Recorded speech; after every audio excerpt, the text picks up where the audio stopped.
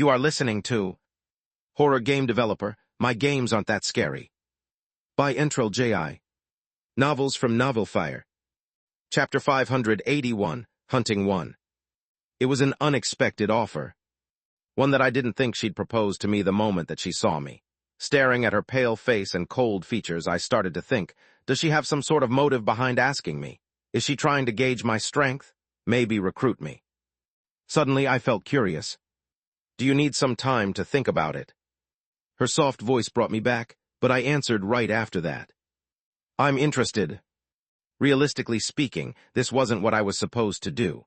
At the moment, the priority was to get back to the others and figure out the point situation. However, this sudden offer caught my interest. Not only was I curious about her intentions, but if she truly had a way to deal with whatever had been haunting us, then I was very interested. A part of me wasn't done with it yet, especially after everything it had done to me. Right, I really want to deal with it. I have to deal with it. The others can wait. Dealing with it would also give some points. Since I had none, this was good. That's good. Seraphine nodded and turned to face Catherine and the others. Her gaze swept over them for a brief moment before she turned away and began to leave. It didn't seem like she had any interest in recruiting Catherine. However, it also didn't seem like Catherine cared. Good luck. Instead, she waved at me with a thin smile. I wish you the best of luck with whatever you're dealing with. So fake. You too. Since we were being recorded, I decided to put on a fake act as well. We couldn't show the world that we were actually on bad terms. Oh, right. Just as I was about to follow Seraphine and her group, a thought crossed my mind. I paused and looked back at Drake and Esteban. They can come too. Seraphine beat me to it as her voice calmly drifted in the air. They're capable enough. Well, okay. I didn't really mind whether they came or not. Still, glancing to the side and catching Catherine's expression, I couldn't help but feel a quiet sense of admiration. She truly managed to keep her composure. If anything, she even looked gentle. Yeah, that bothered me. Bye. I waved at her as she waved back. Her smile remained as sweet as ever, but the more she kept it up, the more it bothered me. I wanted to see her angry. So, if you see your sister, do tell her my location. I believe that she would be of great help to us. Ah, there it was. The subtle twitch in her features as her waving paused. She is a paragon after all. Not only that, but she's extremely capable. I actually admire her skills quite a bit. For her to have developed this far while also maintaining her modeling career, I'm honestly impressed. You're younger than her, right? You should learn from her. I think you have a lot of potential. I was talking quite a lot, more than I normally did. I could even feel the annoyed glances from those in Seraphine's group as they paused to stare at me, but I felt completely unbothered as I kept my entire attention focused on Catherine. The more I spoke, the more her face changed. And it was such changes that made me want to keep going. You're about to explode. Almost there. If I push a little bit further, I might be able to. Well, I'm off.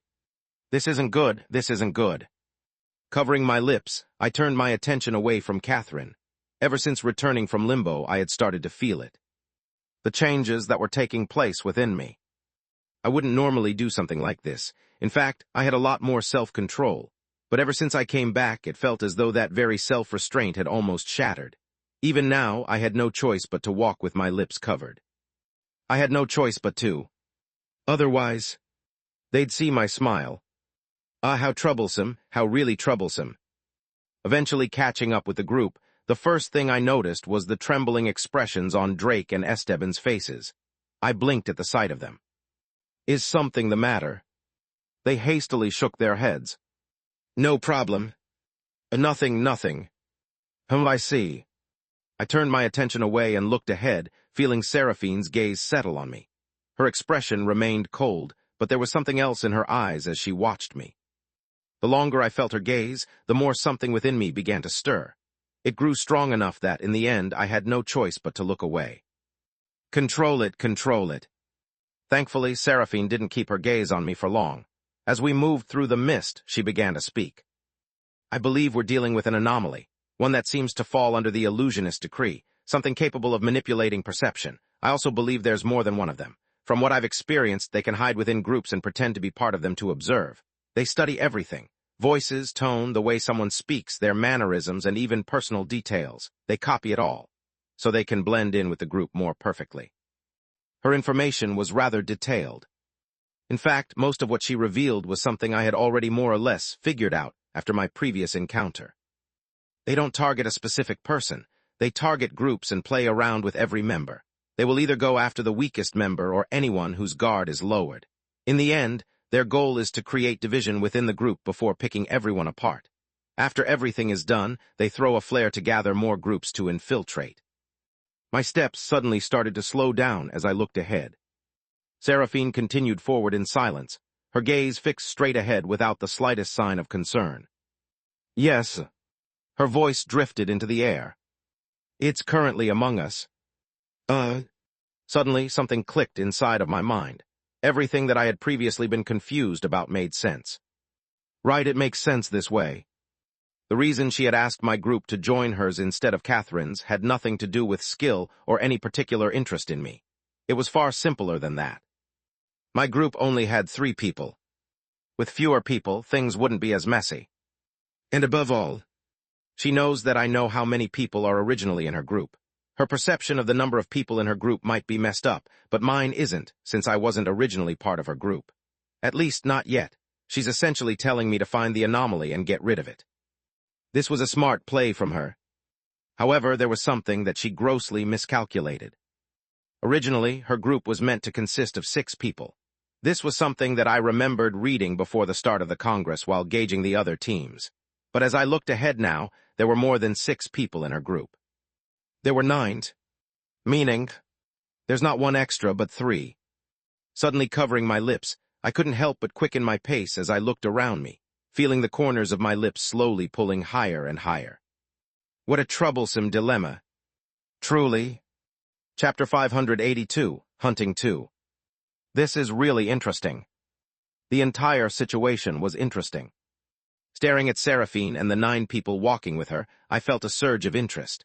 According to her own words, 3 of them were imposters, pretending to belong to her group. And she wanted me to get rid of them. But not only did she openly say this out loud, enough for everyone to hear, but she's also claiming that she doesn't know how many extras there are. I didn't buy this. I had experienced this exact situation before. At the time, I hadn't noticed the extra person, but I had known exactly how many people were supposed to be in my group. At first, the detail slipped my mind, but when I finally paid closer attention, I realized there truly had been an extra person in my group. I didn't think that her experience was going to be much different from mine, meaning that she also was likely aware that there were 3 extra people.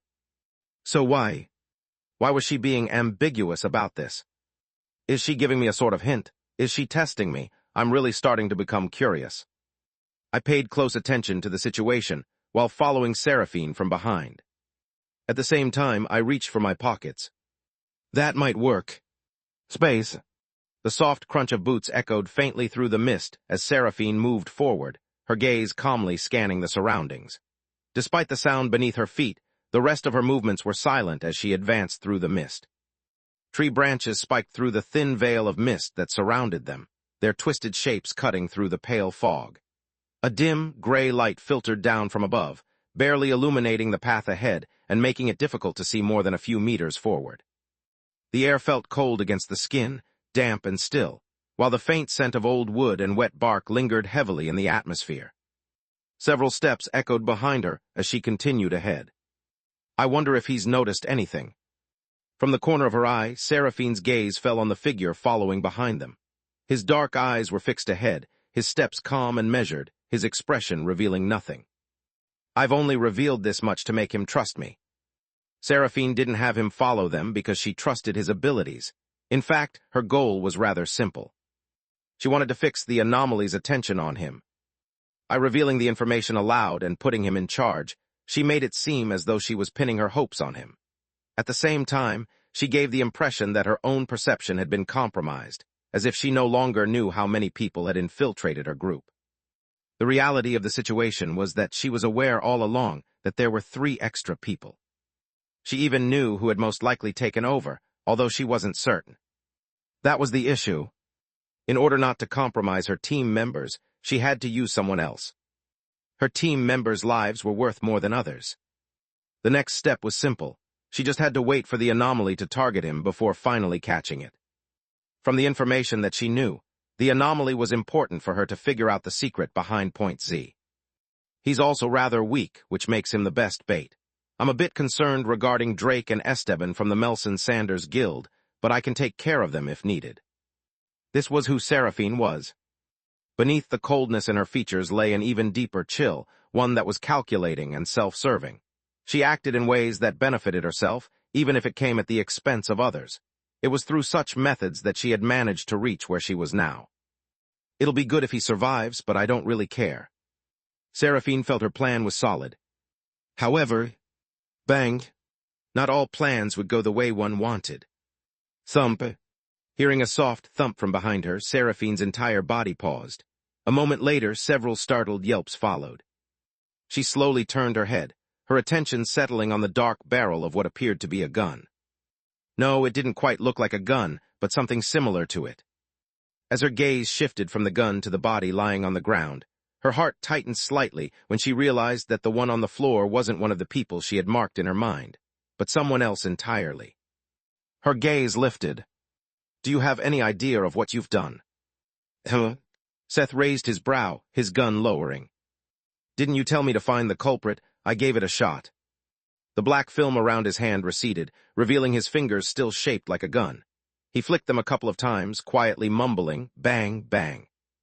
Seraphine's face turned extremely cold. However, before she could say anything else, she saw his lips slowly curl upward as he looked at her. I know you know. The words that were about to leave her mouth stopped. Her brows furrowed tightly. What are you? Once again, her words died in her throat when she noticed the smile resting on his lips. Her gaze lingered there for a moment before lifting to his dark eyes, which seemed to look straight through her. For the briefest instant, Seraphine's otherwise unshakable heart trembled slightly. I'll play along, though. Seth lowered his hand and looked down at the body on the floor. He slowly crouched, watching the blood seep out from its back. He tapped the back a couple of times, mumbling, "This feels real." Seraphine's eyes fluttered as she parted her lips to speak. But at that moment, Seth placed his hand on the back of the body's head, and a dark film spread across his hand once more. The next instant, it shot straight through the skull, sending blood splattering in every direction. You? What are you doing? Finally snapping out of it, the members of Seraphine's squad began to move. Yet Seth's gaze remained playful as he continued staring at the body on the ground. Just as the others were about to step forward, something strange happened. The body in front of Seth suddenly began to squirm. Huh? What's happening? Sensing that something was wrong, everyone stopped. At the same time, the body began to squirm more violently under Seth's gaze. Its form twisted and swelled, growing larger and larger before suddenly bursting apart into the mist. In the next instant, nothing remained. Its form had vanished completely, blending with the mist around them, as though it had never been there in the first place. What? The expressions of the group shifted at once, their eyes changing as they processed what they had just seen. Seth, however, paid it no mind. He simply lifted his head and looked toward Seraphine, whose expression remained strangely calm. However, inwardly, she wasn't as calm as she looked on the outside. I've miscalculated. That wasn't one of the targets that I had chosen. Is it possible that one of my members was taken and replaced, making the number of anomalies in my team 4? Or has my perception been altered to the point where I can't tell who is who anymore? No. Seraphine's eyes narrowed as she looked at Seth. Pushing all thoughts aside, she kept her gaze firmly locked on him. At this moment, it was clear to her. The entire momentum of the operation had shifted to his side. He was now the one controlling the situation. Chapter 583, Hunting 3. It's a pity. I really wanted to try Herder on it, but since I'm being watched, I can't afford to do that. Then again, it was possible for me to use Mr. Jingle's skill and make sure that none of the cameras were working, but that in itself would be rather suspicious. I could have forced the issue if I wanted to, but I didn't want to take any risks. Above all, there are still 2 more I can play around with. I looked ahead. All attention seemed fixed on me. Feeling the numerous gazes on me, I kept my attention fixed on Seraphine. Her expression remained calm, but I could sense something flicker within her eyes. She was likely already thinking of a way to regain the advantage she had lost. From what I can deduce, she probably tried to use me as bait to have the anomalies target me so that she can cleanly take care of them and figure out what they were to gain points. She probably waited a lot of time, calmly observing everything before putting her plans into motion. I had probably come at the right time for her to put everything into motion. Unfortunately, I didn't really act the way she wanted to.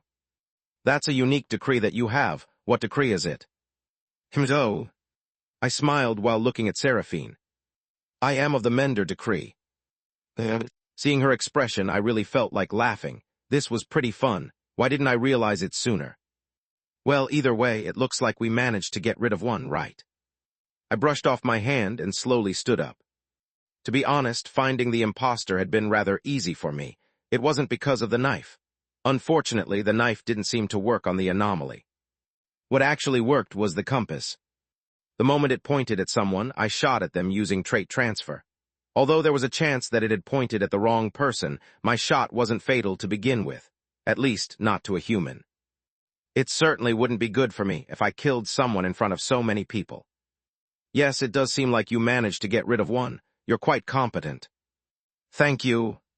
Her compliments felt rather forced. I still accepted them. At the same time, she began talking once more. Since the situation has turned out this way, would you mind telling me how you managed to spot the fake? I'm not doubting you or anything, but I'd like to know how you did it since I have my back facing you. As the one in charge of this group, I'd at least like to understand how you figured it out so I can be less worried. Oh, sure. Her intentions were clear to me. She likely wants me to reveal how I did it so that the anomalies become wary. After which, it'll be much easier to be certain of who to eliminate and take the lead. So, actually, I have faced one of these anomalies before. I'm sure you already know that. Telling wasn't very hard. Rummaging through my pocket, I took out my phone. This is a special item I managed to acquire from the guild. Although it comes with some side effects, it can tell me exactly who the anomaly is and who is. Such an interesting item exists. Seraphine looked intrigued while staring at my phone. May I get a good look at it? Sure you can. Taking a step forward, Seraphine was just about to reach for my phone when she suddenly stopped. Her eyes flickered. At the same moment, dark tendrils shot up from the ground beneath us, surging upward and wrapping tightly around one of her team members. Yuka! The team member screamed, but it was already too late. The tendrils swallowed him completely as Seraphine turned her attention toward him.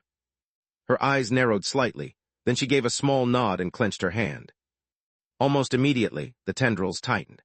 The crushing force burst his body apart, sending blood spraying in every direction before the remains slowly dissolved into the mist. I stood in silence, observing the entire situation in surprise. You can keep it. Seraphine's voice whispered from in front of me as she glanced at the phone in my hand. I know it's fake. Nevertheless, it did help me find the other anomaly, so I should thank you for it. Squeezing the phone in my hand, I couldn't help but smile to myself as I put it away. It seemed that this time I had been the one seen through. Nevertheless, I didn't feel angry about it, but rather. It felt rather entertaining as Seraphine stopped before her group, quietly scanning it in silence. There's just one extra that remains. Her words weren't directed at them, but me. I'd like to capture this one instead of killing it. I was of the same opinion, but at the same time, I knew I couldn't fully trust her words. She said there was only one left, but what if that was also a trap and there were actually two? One of them could have already replaced someone in her group. And what if she was aware of that as well, setting another bait in the process? Even if that's the case, I'll probably play along. In reality, I already had a rough idea of the anomaly I was dealing with. If I truly wanted to, I could probably identify all of them and end this entire charade. The anomalies blended into groups seamlessly, stirring up discord among the members while also ambushing them in secret. In doing so, they distorted everyone's perception, subtly making people forget that they were even there. Having dealt with them, I already had a solution in my mind. Myrle's skill, Innocent Giggle. If I used the skill, then I'd be able to expose them immediately. There were also the glasses, although not quite as effective. If I used them correctly, I was also certain I'd be able to find the anomalies hiding within us. But I know there's more to this than what she's saying. In fact, I'm certain she isn't just using me as bait to identify them properly. She must know something about these anomalies and is trying to draw them out so she can figure it out. I played along because I was certain. If I stayed with her, I might be able to uncover a small piece of the puzzle that would explain the truth behind the mist. She was cunning and seemed to lie with nearly every word she spoke, but there was no denying her capabilities. With the Congress coming to an end soon, this was my last shot at earning some points. Covering my lips with my hand, I used trait transfer. I decided to help her out a little. Chapter 584, Hunting 4. Though the giggle was soft and audible only to me, it had a profound effect on the surroundings. Several figures flickered right before our eyes. In that instant, Seraphine's expression changed. However, despite the confusion, she still reacted. In an instant, dark tendrils burst from the ground beneath them, surging toward the flickering figures and binding them completely. Her reaction was instant. Right then, her gaze shifted, meeting mine for just half a second before she eventually turned her attention towards the bound figures. 3. Her words were soft, but I could feel the heaviness in them. Indeed, she had bound 3 figures. Meaning, 2 of her teammates are gone. Without realizing it, her group had been infiltrated by 5 anomalies. Seraphine's expression remained cold despite the situation, as she turned towards one of her team members. Paul, find where they're hiding. Understood. The man named Paul, a tall man who looked no older than me, stepped forward. His shoulder-length brown hair parted in the middle as his gaze moved between the 3 bound anomalies. After a moment, he closed his eyes and began to do something.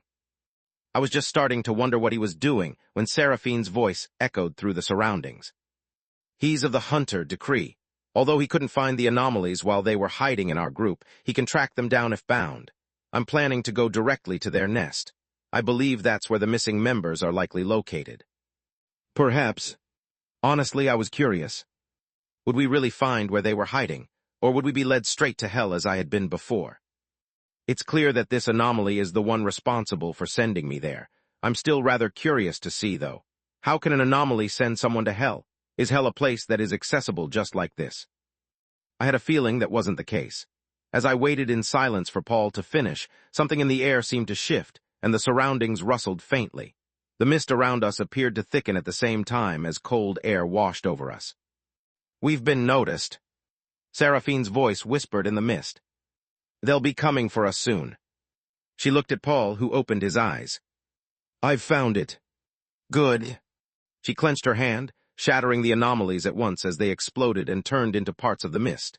At the same time, Paul stepped forward and began walking ahead. Follow along, don't get too far. Make sure to keep track of who you're next to. I followed along in silence, my steps measured. Following them from behind, I couldn't help but think, wouldn't all of this have been a lot easier if they used keywords as I did with the others? Not only would they be able to find the anomalies, but they'd also save a lot of trouble. Did they just not think about it? No, that was probably not it. Likely, they've done it on purpose. Could it be that she wanted her team members to be captured? The idea lingered inside my mind for a moment, growing stronger and stronger as we marched ahead. At the same time, however, I struggled to understand why she'd do this. There didn't seem to be any direct benefit to doing this. If anything, it only put her own teammates in danger. But then again, she was a paragon. She must have had her own considerations. There's no point in thinking about this now. For now, I'll just follow her and see where the situation will lead. Rustle, rustle. Moving past the fog, we brushed against the numerous thin branches that pierced through the mist, their brittle limbs scraping softly against our clothes. Each step we took crunched faintly against the uneven ground beneath us, the sound strangely loud in the otherwise silent forest. The deeper we went, the denser the fog became. It coiled around the trees and crept along the ground, swallowing shapes and blurring distances, until everything beyond a few meters faded into pale gray. No one spoke. The only sounds were our quiet footsteps and the faint rustle of branches shifting in the mist. I observed everything in silence, a certain heaviness slowly pressing against my chest the deeper we went. At the same time, I checked behind me, giggling softly under my breath to make sure there were no extra people. Nothing. There was no extra person. But it was this lack of action that made everything feel more suffocating. There's no doubt in my mind that we're being watched, but why aren't they making a move? Is it because they realize that they can't hide among us? Or am I missing something? The thoughts just left my mind when Paul suddenly stopped. With him leading the group, everyone followed close behind. The moment he stopped, the rest of them came to a halt as well. A thick silence followed after he stopped. The silence stretched thin, only to be broken by Seraphine as she moved closer to him. "Why did you stop, did you?" Her words stopped halfway. At the same time, thump, Paul's body suddenly collapsed backward, startling everyone. All eyes immediately fell on him, and the moment they did, I heard a collective hiss as everyone drew in a sharp, cold breath. I was no different, my eyes locking onto his wide-open sockets. Sockets, yes. There existed no eyes. They had both gone missing as Seraphine examined the body. Despite the sudden situation, she remained calm as she eventually lowered Paul's lids. "We've arrived."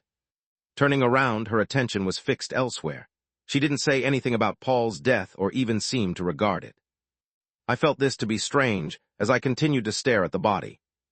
How did he lose his sight? I didn't even notice a single thing. I frowned, looking around me. I was even more surprised to see the lack of surprise coming from Seraphine's team members. Although they did seem a little bit saddened by the sudden death, they were still rather composed and didn't ask anything. This felt somewhat strange to me, especially since they treated this death as normal, but after a little bit of thought, I realized, they're from one of the best guilds in the world. They should be used to death. They probably treat this as a normal thing. Eventually, following her line of sight, I caught sight of a large silhouette hidden within the fog, its shape resembling that of a two-story house. From somewhere within the mist, a faint creaking sound slowly echoed through the air. One that sounded eerily similar to the slow creak of a rocking chair. The closer we drew, the more pronounced the sound became. The slow creaking echoed through the fog, like something gently swaying in the stillness. Eventually, the shape of the house became clearer through the mist. On the wooden patio at the front stood a rocking chair, moving back and forth on its own. No one sat on it. Yet it continued to rock in the heavy silence. My body tensed at the sight, a strange heaviness settling against my chest as I watched the rocking chair sway back and forth. Something about it felt wrong, as though someone was sitting on it, watching us. I tried giggling, but nothing. Nothing was sitting on the chair. At the same time, my gaze drifted past the chair and toward the house itself, taking in its details. It was a two-story building, its wooden frame worn by age. The windows were old and clouded with dust, their glass dull and opaque as if they had not been cleaned in years. Some of the shutters hung slightly crooked, creaking faintly whenever the wind brushed past them. The entire house stood there in the fog, its very presence giving a sense of desolation. Despite every part of me telling me to stay away from the place, Seraphine began moving. Her steps were neither hurried nor slow as she walked toward the house, her posture calm. Taken aback, I could only watch as she approached the front door. Without the slightest hesitation, she reached for the handle, pushed it open, and stepped inside. Not a moment after, her group members followed. I watched in silence as the rest of her team entered the house, their silhouettes briefly appearing behind the dull, dusty windows. Glancing back at Drake and Esteban, I paused for a moment before eventually turning and moving toward the house as well. The wooden patio creaked beneath my steps as I approached and entered the house. The moment I did, it was as if all sound faded from the surroundings. Taking note of the situation, I looked around and noticed that the place was completely empty. When I turned back, I realized that Drake and Esteban were no longer there, and the door behind me had already closed. My eyes jumped up. But before I could react, "Tia-ra-ra-ra, tia-ra-ra-ra." A loud ringing echoed throughout the room. Chapter 585, Hunting 5. Tia-rar, tia-ra-ra. The ring of the phone echoed sharply through the house, the sound bouncing off the walls and ceiling as it spread in every direction. In the heavy silence, it seemed far louder than it should have been, each chime lingering in the air and reverberating through the living room as my eyes eventually fell on what looked to be a landline. How is it ringing? This shouldn't be possible. At heart, I already knew that this was the work of something sinister. Tia-rar, tia-ra-rar. The real question was, where did everyone else go? I had seen them all enter. And yet... Wait. A thought suddenly struck me. Did they all really enter? My mind suddenly drifted back to Paul, to the way his death had come out of nowhere, and to Seraphine's cold reaction afterward. She had always struck me as a cold person, but even so, I hadn't expected her to be that cold. Perhaps. I suddenly laughed, realizing what had happened. Tiarar, tiararar. Looks like I've fallen for the trap without even realizing it. I thought I had been cautious. Using Myrle's skill, I thought there was nothing wrong, but it was clear that whatever I was dealing with had already adapted. It seemed to have found a way to navigate past the skill and even use it to its advantage to lure me in here. I drew a deep breath, staring at the land phone sitting on top of a small table. Despite the loud chime ringing throughout the house, I remained where I was. I made no move toward the sound. Instead, I carefully observed my surroundings, letting my eyes roam across every corner of the living room. The place was far from luxurious. In fact, it looked ordinary, almost painfully so. The lighting was extremely dim, leaving most of the room swallowed by shadow. Click. Taking out my flashlight, I switched it on. The narrow beam cut through the darkness, slowly sweeping across the living room as dust motes drifted through the air. A large television stood against the far wall, its black screen dull and coated in a thick layer of dust. The frame looked old, the kind that hadn't been used in years. Opposite it sat a wide sofa. The cushions were slightly sunken, their fabric faded and worn, as though countless people had once sat there before the place was abandoned. Between them rested a small tea table. Its wooden surface was cluttered with old magazines whose pages had yellowed with age. A thin layer of grime covered everything, faintly sparkling whenever the flashlight passed over it. And resting on top of the table was the old landline phone. It continued to ring. Tiararar, tiararar. Turning around, I paid attention to the door behind me. If my guess is correct, it'll be difficult for me to get out. However, if I use my skills, I can probably brute force my way out. The real question was, did I want to brute my way out of this place? I looked around. The more I looked, the more ordinary this place felt. And yet, there's something different about this place compared to the other areas that I've been in. I let my eyes continue to roam across the room, carefully taking in every detail as the flashlight beam moved slowly from one corner to another. Then suddenly, the landline stopped ringing. The abrupt silence that followed was almost jarring. For a moment, nothing moved. Nothing made a sound. It was the kind of silence that felt louder than noise itself, pressing against my ears as though the house were holding its breath. The silence carried on for the next several seconds, until I suddenly felt something vibrate in my pocket. Biarararar, biararar. Surprised, I reached into my pocket and took out my phone. The phone vibrated against my palm as I stared at the screen, which displayed unknown caller over it. Checking the signal bar and seeing that there was no signal, I suddenly smiled, realizing that this was the anomaly again. Quite persistent. Click. I decided to answer the call, pressing the phone against my ear. Hey, it's ha. Heavy breathing filtered through the speaker. It sounded disturbingly close, as if the caller were standing right beside me, their warm breath brushing against my ear and sending a shiver down my spine. The breath dragged on for several seconds, until a hoarse voice whispered, "Did you go upstairs?" Upstairs? My eyes followed the end of the room, taking note of the stairs that led to the second floor. You need to go upstairs. The voice almost felt desperate. At the same time, the breath against my ear grew even more tangible, sending a sharper shiver down my back. Why haven't you gone upstairs? Hearing the voice again, I finally opened my mouth. What's upstairs? And the line suddenly went silent, the breath beside my ear coming to an abrupt stop. Eventually, go upstairs. The breath returned. Unfortunately, it didn't answer my question. Not unexpected. I glanced down at my phone before lifting my gaze back toward the stairs. Since I had already decided to stay, I figured I might as well play along with the voice. I wanted to see exactly where it was trying to lead me. Tightening my grip on the torch and letting its beam slice through the darkness ahead, I slowly began to walk toward the stairs. Creak. The stairs creaked softly beneath my weight as I began to climb, each step groaning faintly in the heavy silence of the house. My pace remained steady and measured, the wooden railing brushing lightly against my arm as the beam of the torch swept across the narrow staircase. I kept the phone pressed against my ear as I moved up the stairs. From the other side of the line, the breathing continued. This time it was quicker. Each breath came faster than the last, as if the thing on the other end was growing more and more excited the closer I got. Soon I reached the second floor. My gaze drifted down the hallway before settling at the far end, where a large window stood. Its upper frame was open, allowing a cold breeze to slip into the house. The wind brushed softly against the walls and floorboards, stirring the stale air and carrying a faint chill through the corridor.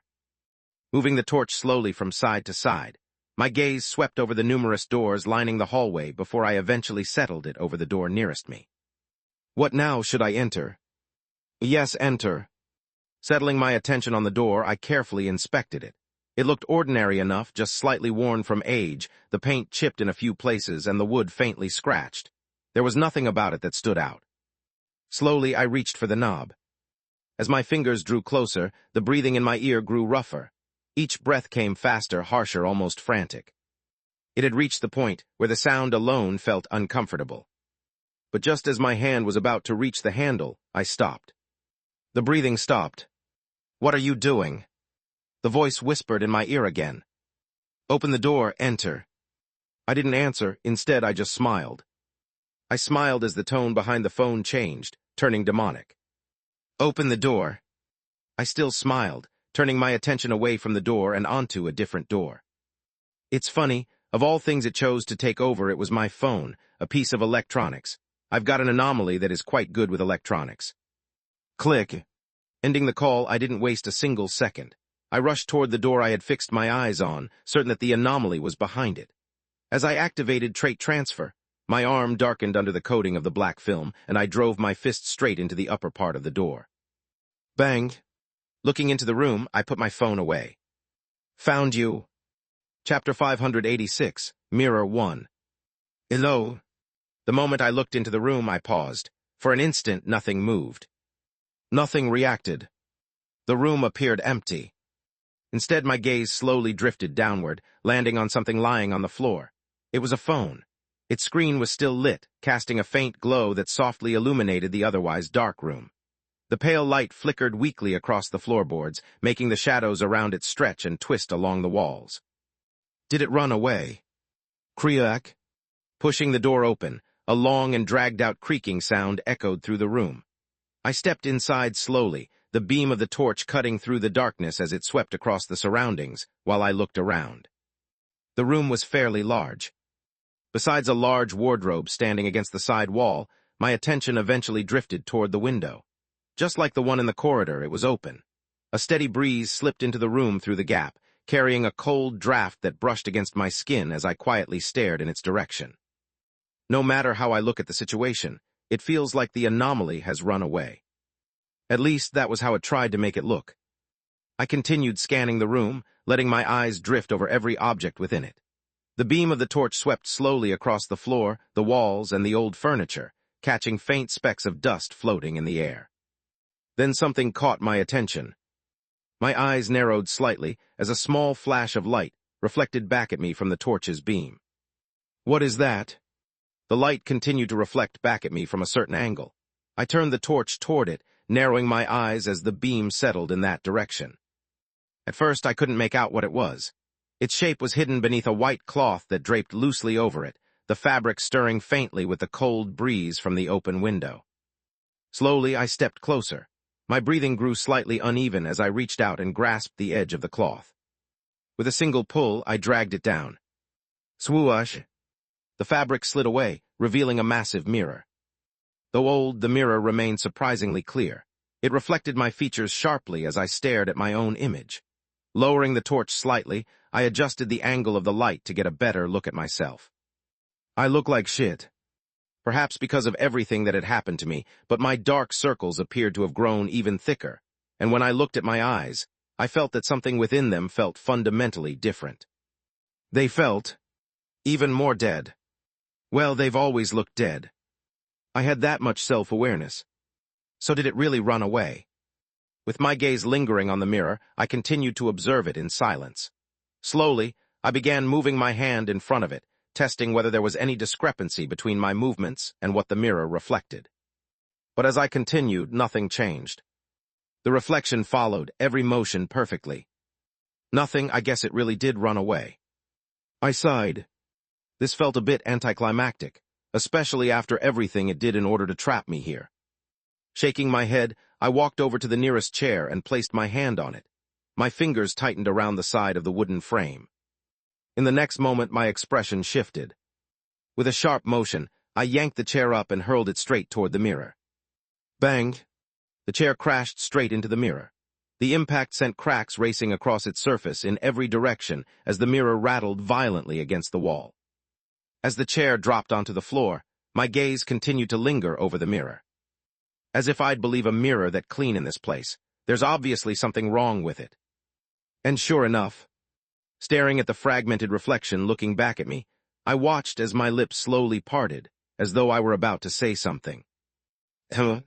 My eyes narrowed as I tried to make out the words, but the more I focused, the less I could understand. I couldn't tell what it was saying. What was it trying to tell me? I took a step forward, my attention completely fixed on the fragmented reflection before my eyes. Its lips parted once more, as if trying to say something. B. What? I moved even closer. Behind and My steps paused. I didn't look back. I kept my attention fixed on the mirror. Just because it told me to look back, it didn't mean that I was going to look back. What if it was a trap? Instead, I had a better idea. Pressing my foot firmly onto the floor, the shadow beneath me rippled slightly. From it, the figure of the Realm Walker slowly emerged behind me. I watched all of this through the fragmented mirror while also tapping on the camera to make sure it wouldn't see a single thing. Nothing. Seeing that the Realm Walker noticed nothing, I smiled back at my reflection, and it returned the smile. But my smile didn't last long. From the corner of my eye, I noticed a sudden movement behind me. The Realm Walker's figure turned in my direction, its long hands lowering toward my neck. The movement was abrupt and quick, catching me off guard, and without knowing, I turned around to fend off the attack, only for me to be met with the Realm Walker's gaze. Realization dawned on me almost immediately as I turned my head back to the mirror, or at least tried. But it was too late. Suddenly, I felt something latch onto my neck and face. Fingers dug into my skin as a violent force yanked me backward, dragging me along with it. The Realm Walker reacted instantly, lunging toward me and grabbing hold just in time to slow whatever was dragging me back. But the force behind it was absurd. Even the Realm Walker could do little more than hold it back for a moment, barely managing to slow its pull. As my mind reacted, I tried to use Herder on whatever was grasping me from behind, but it failed immediately.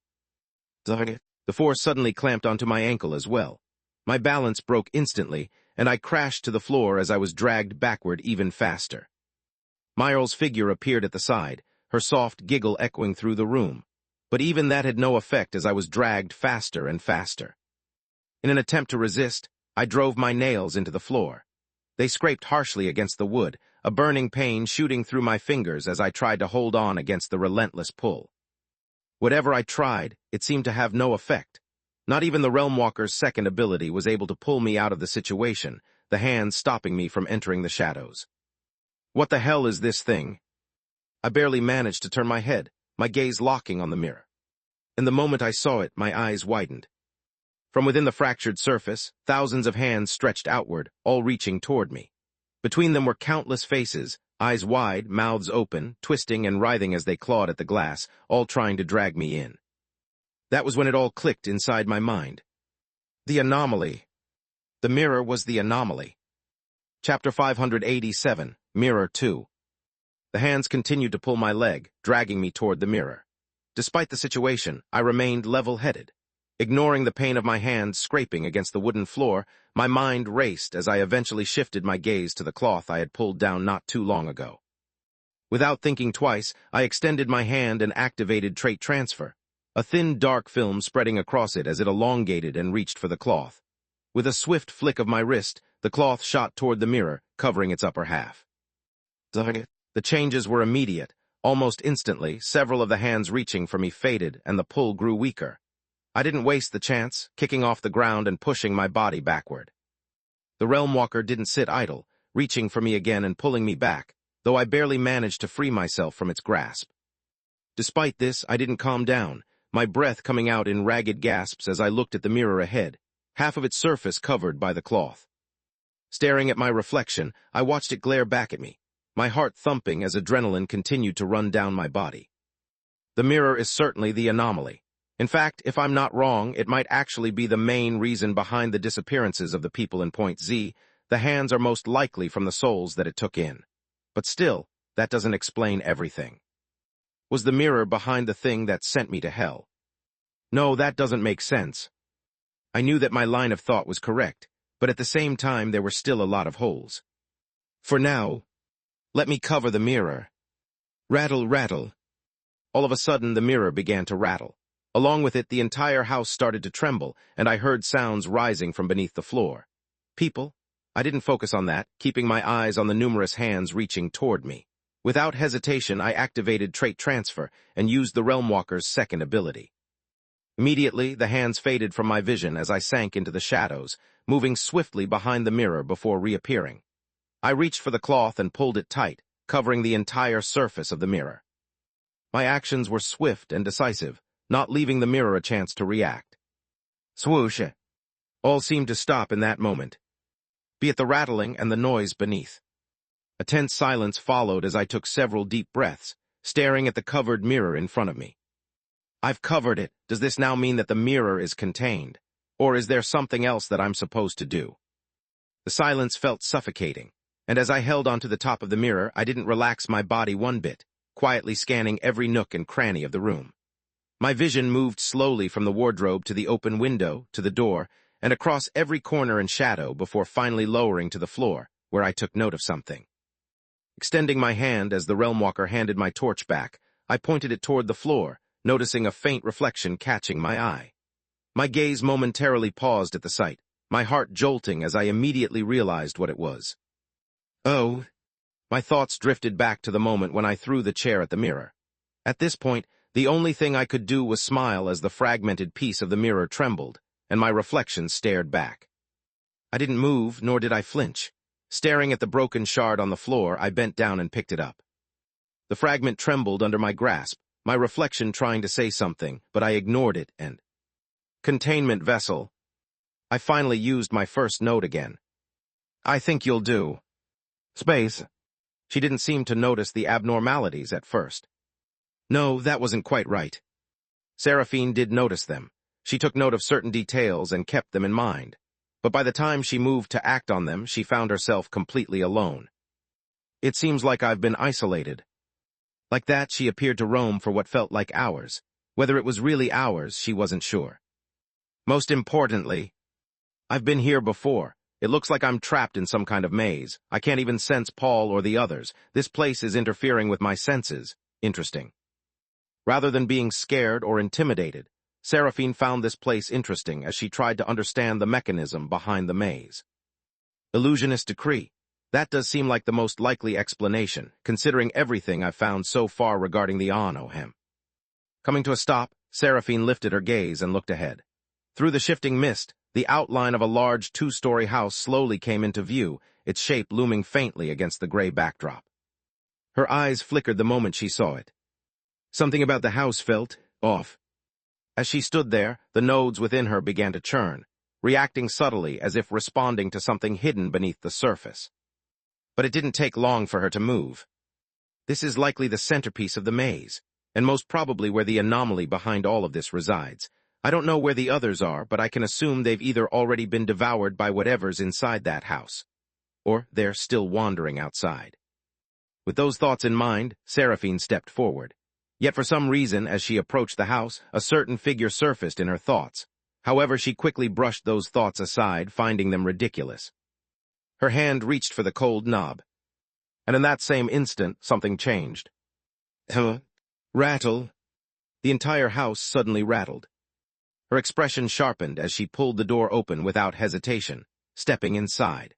Her gaze swept across the interior with incredible alertness as dark tendrils spread out from beneath her, slithering around the furniture and probing every corner. Then slowly, she lifted her gaze upward. It must be there. With the nodes within her continuing to churn, Seraphine made her way up to the second floor. Each step was light, barely making any sound as she moved to the second floor, her gaze shifting left and right as she took in every detail of the corridor that met her sight. Then her eyes settled on a single door. Without hesitation, she began moving toward it. The closer she got, the stronger the sensation became. She could feel something sinister building up from within the room, pressing faintly against her senses. It was enough to make even her usually calm heart ripple ever so slightly. But just as she reached the door, something changed. Everything stopped. The rattling ceased, and the presence vanished. Even the faint noises that lingered in the house disappeared entirely. A tense, suffocating silence followed. Seraphine stood in place, her gaze locking onto the door, her alertness rising even further. Just what in the world is happening? I'm sure that I felt it. Why is it suddenly gone? Has it realized my presence? No, it should have already been aware from the moment I stepped in. Then, slowly, she reached for the handle. After a brief pause, she pulled it open.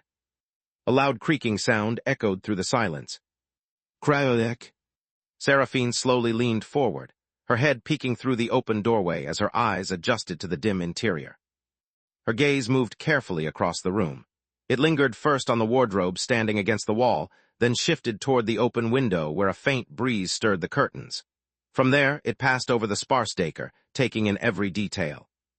Only after scanning the room did her attention finally settle on the figure standing to the right. He stood there in silence, holding something in his hands, his presence almost blending with the dim lighting. As if sensing her gaze, he slowly turned his head. A pair of lifeless eyes met hers. For the briefest moment, Seraphine's heart trembled at their gazes meeting. Her grip on the door loosened slightly, her composure loosening slightly. But just as quickly, she steadied herself, her expression returning to its usual calm. What's going on? This is unlike me. Seth's face quivered before relaxing. At the same time, he smiled. Oh. He casually tossed the item in his hand aside. Seraphine's gaze followed its movement, her brows slowly furrowing as she caught sight of the shard. A mirror fragment. Looks like you finally found the house. Pulling her attention back, Seth massaged the dark circles beneath his eyes. Well, that's good. I already took care of things, though. He pointed at the mirror behind him, muttering, See this, I took care of it. Took care of things? Who are you talk? The words never left her mouth as she felt Seth's gaze once more. Seeing his eyes, Seraphine pressed her lips, realizing that he probably had no need to lie to her. And at the same time, BRRR. At the same time, something in their pocket began to vibrate. They reached in, pulled out a small device and glanced down at it. Seth put the device back, his gaze lifting back to her. Time really flew by. Honestly, this came at the perfect time. Putting the item away, he turned his attention to something covered by a large cloth. Looking around and taking several other clothes, he tossed them on top of the item before reaching for it as he lifted it with ease and tucked it under his arm. This will do. Then without a word he walked past her, his steps calm and unhurried as he never once looked back. Seraphine remained where she stood, her gaze lowering to the small item now in her grasp. A faint glow lit up the screen of the small device, revealing green lettering. Gather back, the Congress will be ending shortly. Chapter 588, Return to Upper World 1. The notification came right on time. Honestly, I had already had enough of this place. More importantly, I needed more time to figure out the new anomaly that I had acquired. Because of Seraphine's sudden appearance, I didn't get the chance to figure it out. I was certain that there were a lot of secrets that the anomaly was hiding. But first I should look for the others. Coming out of the house, I saw a group of people looking around in confusion. Lifting the mirror up and tucking it better under my armpit, I waved at them. Over here. My eyes landed on Drake and Esteban. The two blinked at the sight of me before taking out their devices and showing them to me. I nodded. I know the time is almost up. There were technically several more hours. However, everyone was notified in advance to gather. What is that? Right as I walked past them, I saw them look at what I was holding. Oh, this. I brought the mirror up once more. A souvenir. Well, technically, there no longer existed an anomaly inside of it, but I knew that there was more to the mirror than just the anomaly. I really want to look. The curiosity was eating me away. Leader. Squad leader, are you all right? Turning around, I saw the squad members of Seraphine's teams head in her direction as she maintained her gaze fixed on me. After which, she looked at the mirror that I was holding. I just smiled and turned my head away. Looks like the curiosity is eating at her as well. Too bad. She could remain curious. Let's go. Without waiting for the others, I took the compass from my pocket and tried to make my way towards the checkpoint. Located at the center of Point Z, it wasn't hard to find. Along the way, we didn't encounter any trouble. The mist was thick, and the sense of tension never left as we walked, but with the mirror taken care of, nothing else troubled us. It should be here. I stopped before a large plaza, the others following from behind. We're the first. I looked around in surprise. I had assumed there would be other teams here, but the place was completely empty. Whatever the case was, I set the mirror down beside me as I moved toward one of the broken benches scattered around the plaza. The wood creaked faintly as I sat, dust shifting beneath my weight. Leaning back slightly, I let my gaze drift across the surroundings. Abandoned buildings stood in every direction, their windows dark and hollow, their structures worn down. Some leaned at odd angles, while others looked as though they could collapse at any moment. The entire place felt deserted. Looking around, I became curious. I wonder how we're supposed to return from here. Were they going to send someone? The thought had only just formed in my mind when I suddenly felt several presences approaching from my right. As if also noticing us, the group first waved at us, trying their best to look nice. But soon they froze. My lips opened, but no words came out. Eventually, I smiled as I waved. Been a while, hasn't it? Leon's smile slowly began to fade as he momentarily lost his composure. But just as quickly, it returned as he started walking in my direction. At the same time, the remaining members of his team began whispering among themselves. Although I couldn't hear what they were whispering to each other, I could more or less guess. How is he alive? Is he a fake? Just the usual nonsense, and when I looked up, Leon was already next to me. You're here. He placed his hand over his chest, looking relieved. I'm glad that you're doing fine. Honestly, I had been rather worried. I felt like puking. Just how fake could someone get? He sat next to me, his attention shifting towards Drake and Esteban. You two are also doing fine? I'm glad, truly. When? We were brought to that place. Honestly, I didn't know what was going on. I didn't really want to abandon you, but as a squad leader, I had to take care of my team. You understand that, right? Should I just puke on him?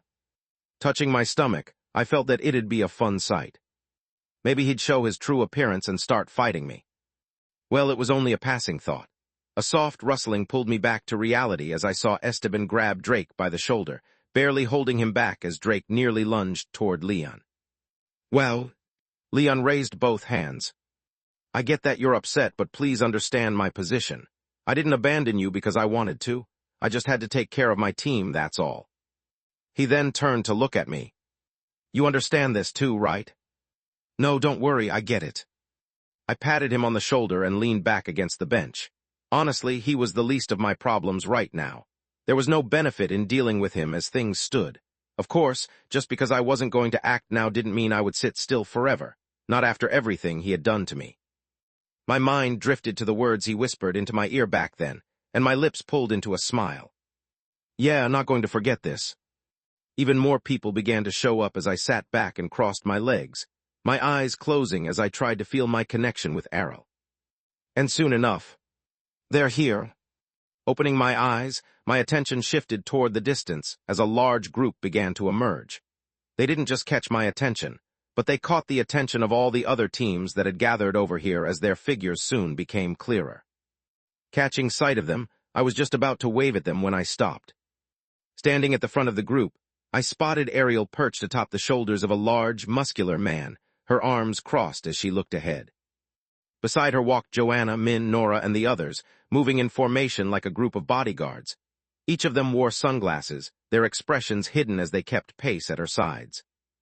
Following closely behind were several groups, their faces blank, while another group I was familiar with followed them from behind, making sure they kept up.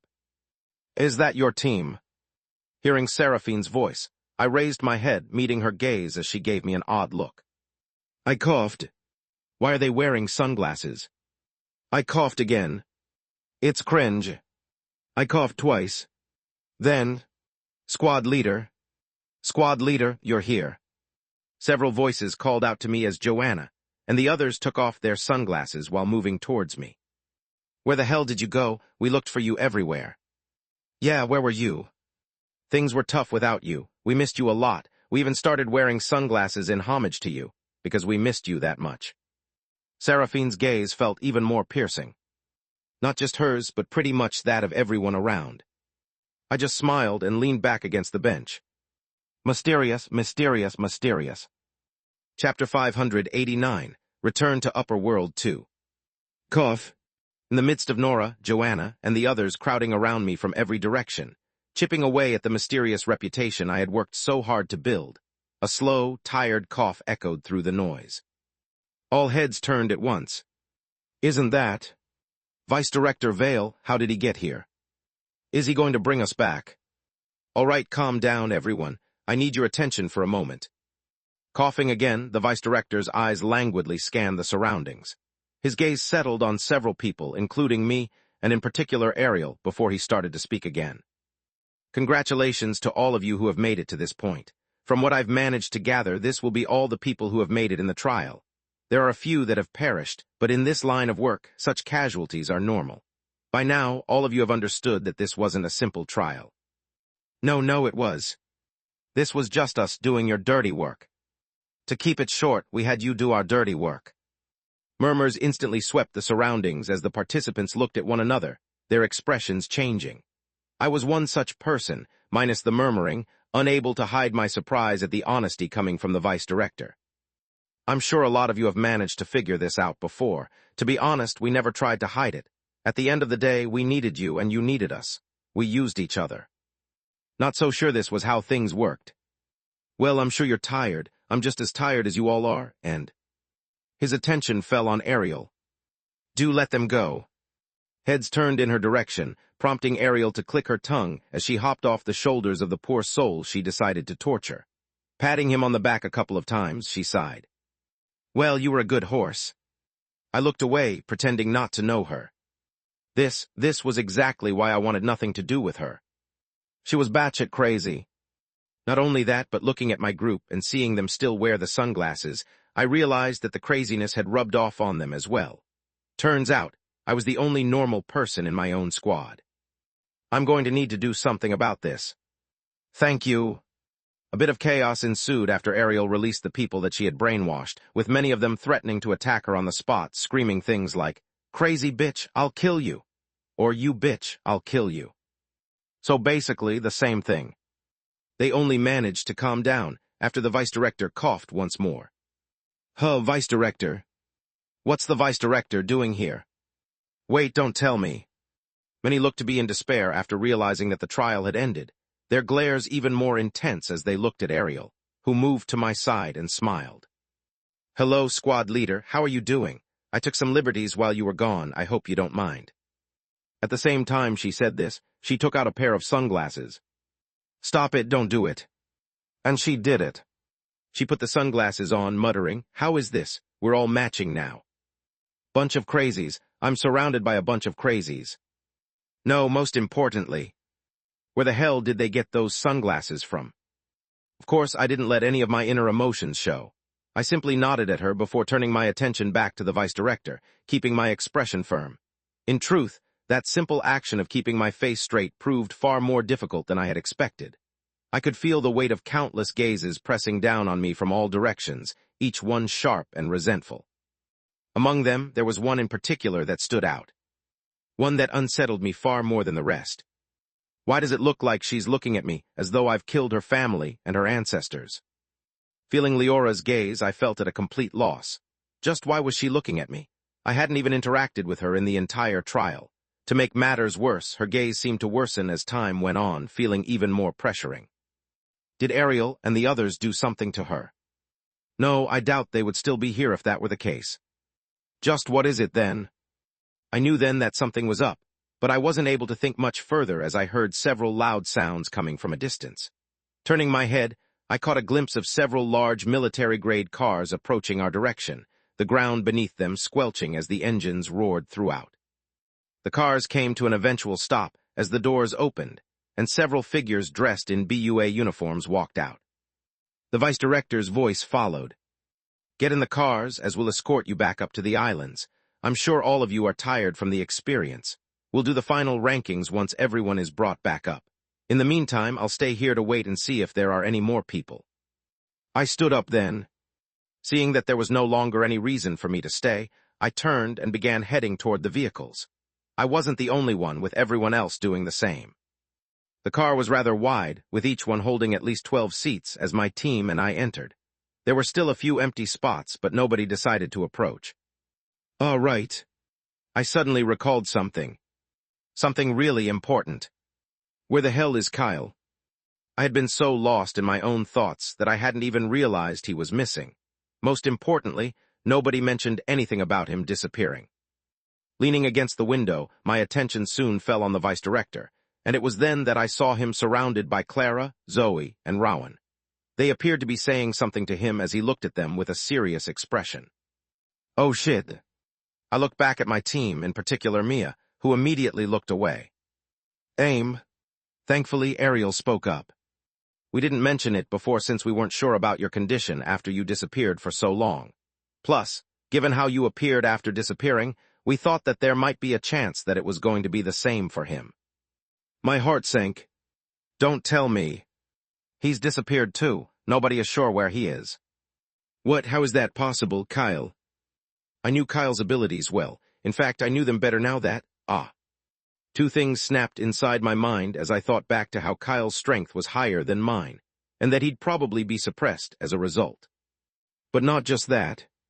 Thinking back to the moment I entered Hell, there was only one thought that entered my mind as I hurriedly focused my attention inside my mind. It was there that I felt it. Kyle's presence. Hey. Shit. The moment my abilities had been severed by Payman, Kyle had been recalled back into my node as I felt his presence there, my expression turning weirder and weirder by the second as I looked back at the window. How the hell am I supposed to handle this? At the same time the thoughts surfaced, the car began to move, and we all started to make our way back to the upper world. Just like that, the Congress came to its final stages. Chapter 590, Who Are You? 1. The low roar of the engines hummed in the background as the vehicles pushed forward, cutting through the mist and dense fog. The scenery outside shifted constantly, shapes forming and dissolving in the haze as I watched in silence.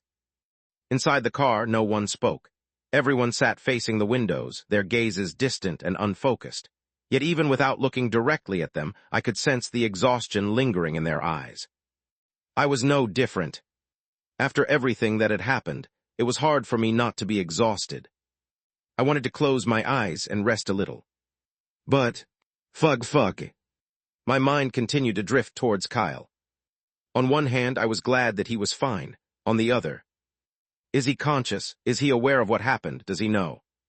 My mind scrambled to think of a way to handle the sudden situation.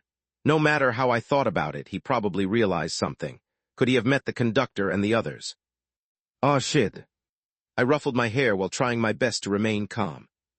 But that was easier said than done. I'd much rather go back to the limbo and sacrifice myself than explain everything to Kyle. What is he even going to say? I trusted Kyle. In fact, he was the only person whom I trusted in this world.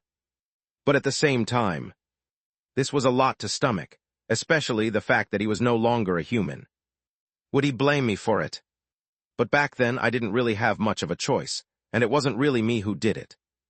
Shifting around in my seat, I raised my head back up to see everyone staring at me.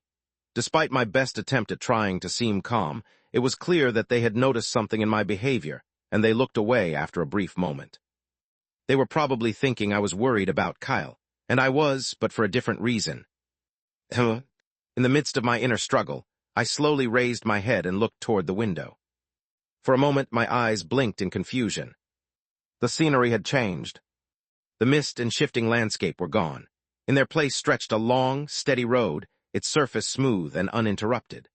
On either side, buildings had begun to appear, rising one after another as if we had quietly crossed into a different world without noticing.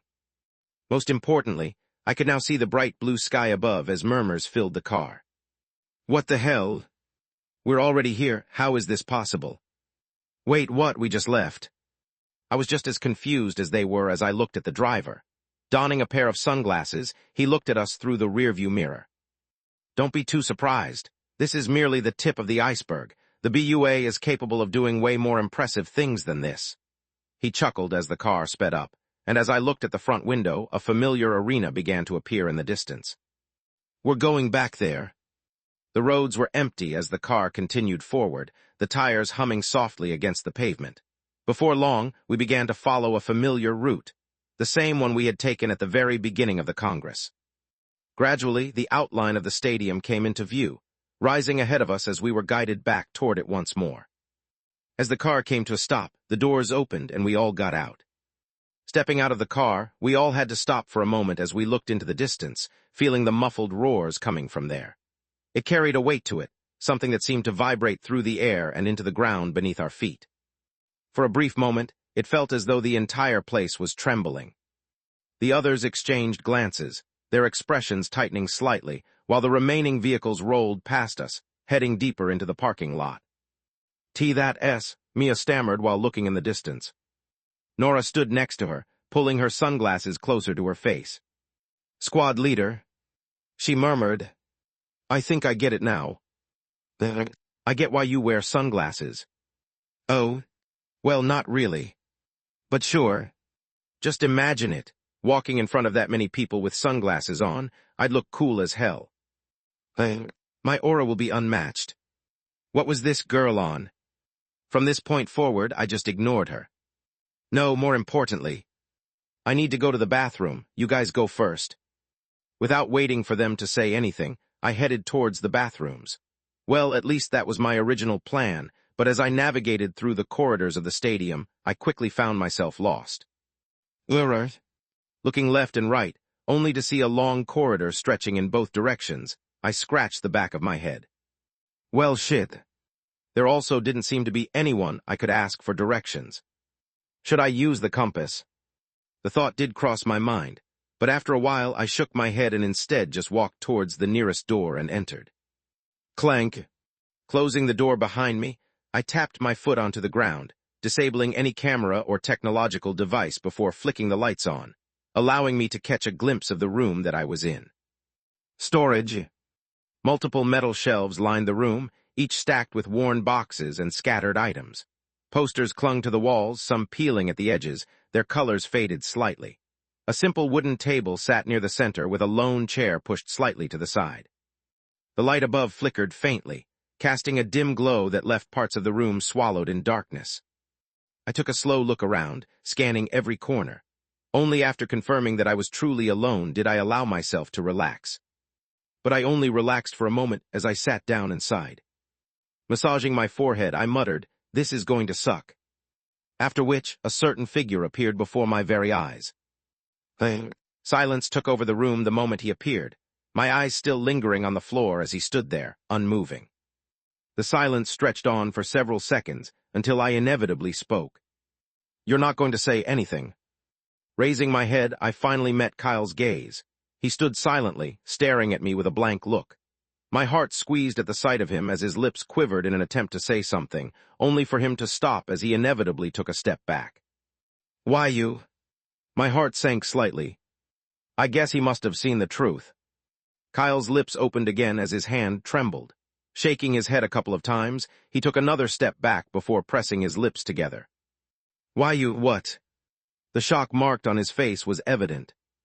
Looking at me, his face underwent a series of changes before he eventually managed to calm down a little. However, despite being calmer, the way he looked at me was no different than before. No, that was a lie. There was even more of a change, as he finally found his words again. Who are you?" His words softly pressed against my ears. "What have you done to Seth, and what have you done to me?" Chapter 591, Who are you? 2. Shit, how do I handle this? Looking at Kyle and seeing his expression, whatever word was about to leave my mouth became stuck as a lump formed at the back of my throat. "Why you?" Hearing Kyle's voice once more, I sighed and opened my lips. "I am Seth." I answered truthfully.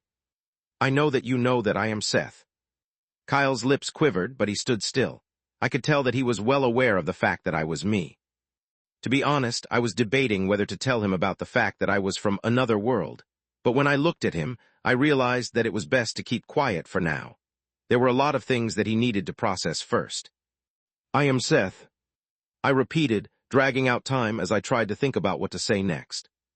I just went through a lot of things and found myself with a peculiar decree. It's called the Shepherd Decree. Kyle's lips continued to quiver as I spoke, but he didn't once interrupt. Instead, he just listened in silence as I explained. The decree is rather unique in the fact that it allows me to personally contain anomalies and make them work for me. This much I could reveal. In fact, I had no choice but to reveal this, as Kyle had most likely already met the conductor, Myrl, and the others. Pressing my hand against the table, several figures appeared around the room.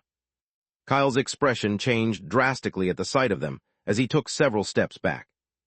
"Don't worry, they won't attack you." I tried to reassure Kyle, but he still looked incredibly stiff at the sight of them. At first, I was confused. Why was he reacting like this? He was someone who was incredibly talented and even a paragon. Realistically speaking, he shouldn't really be that scared. But then it hit me. Right, his state of mind might not be stable at the moment. Not only that, but he's likely thinking back to the memories in Malavia. I waved my hand and recalled everyone back. Only then did Kyle gain some semblance of calm as his head turned to face me. His expression was even stiffer. I continued to explain. "Yeah, so that's the extent of my powers. I can." Or at least tried, as Kyle spoke halfway through my sentence. "You, Ray the Jester." The words faded from my lips as I looked at him. "Yours, him."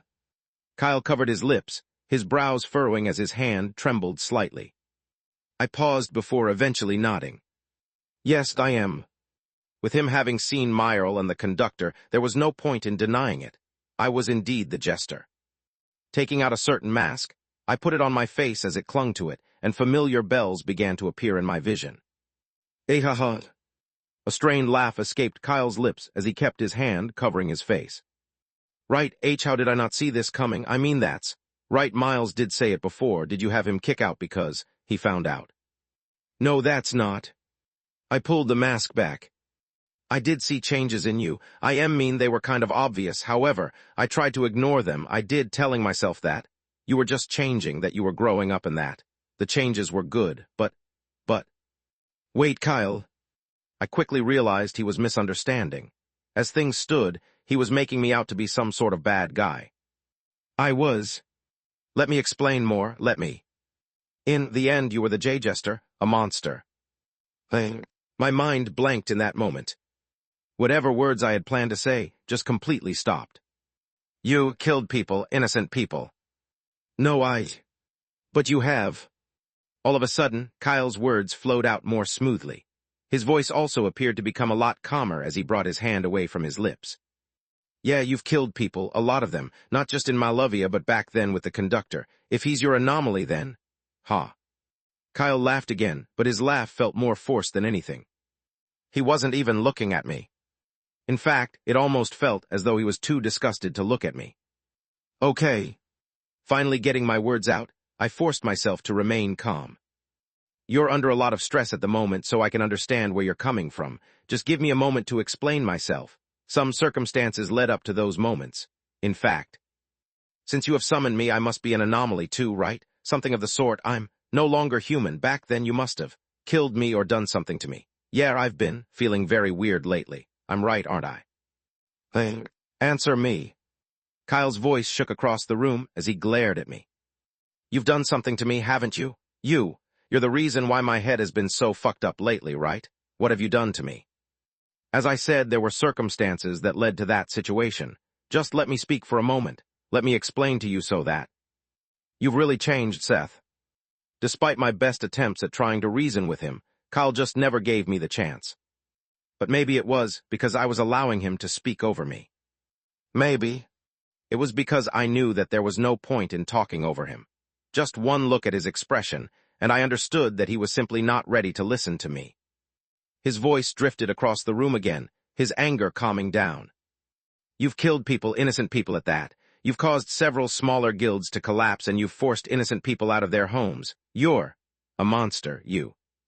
"Well, I guess that's it for now." I clapped and I recalled Kyle back. Silence returned to the room after that as I leaned back against the chair. "He's just shocked, that's what it is. I'm sure he'll come to understand in the future. Yeah, I'm sure that's what it is." I nodded, getting ready to stand, but as I did, a certain figure appeared at the opposite end of the room.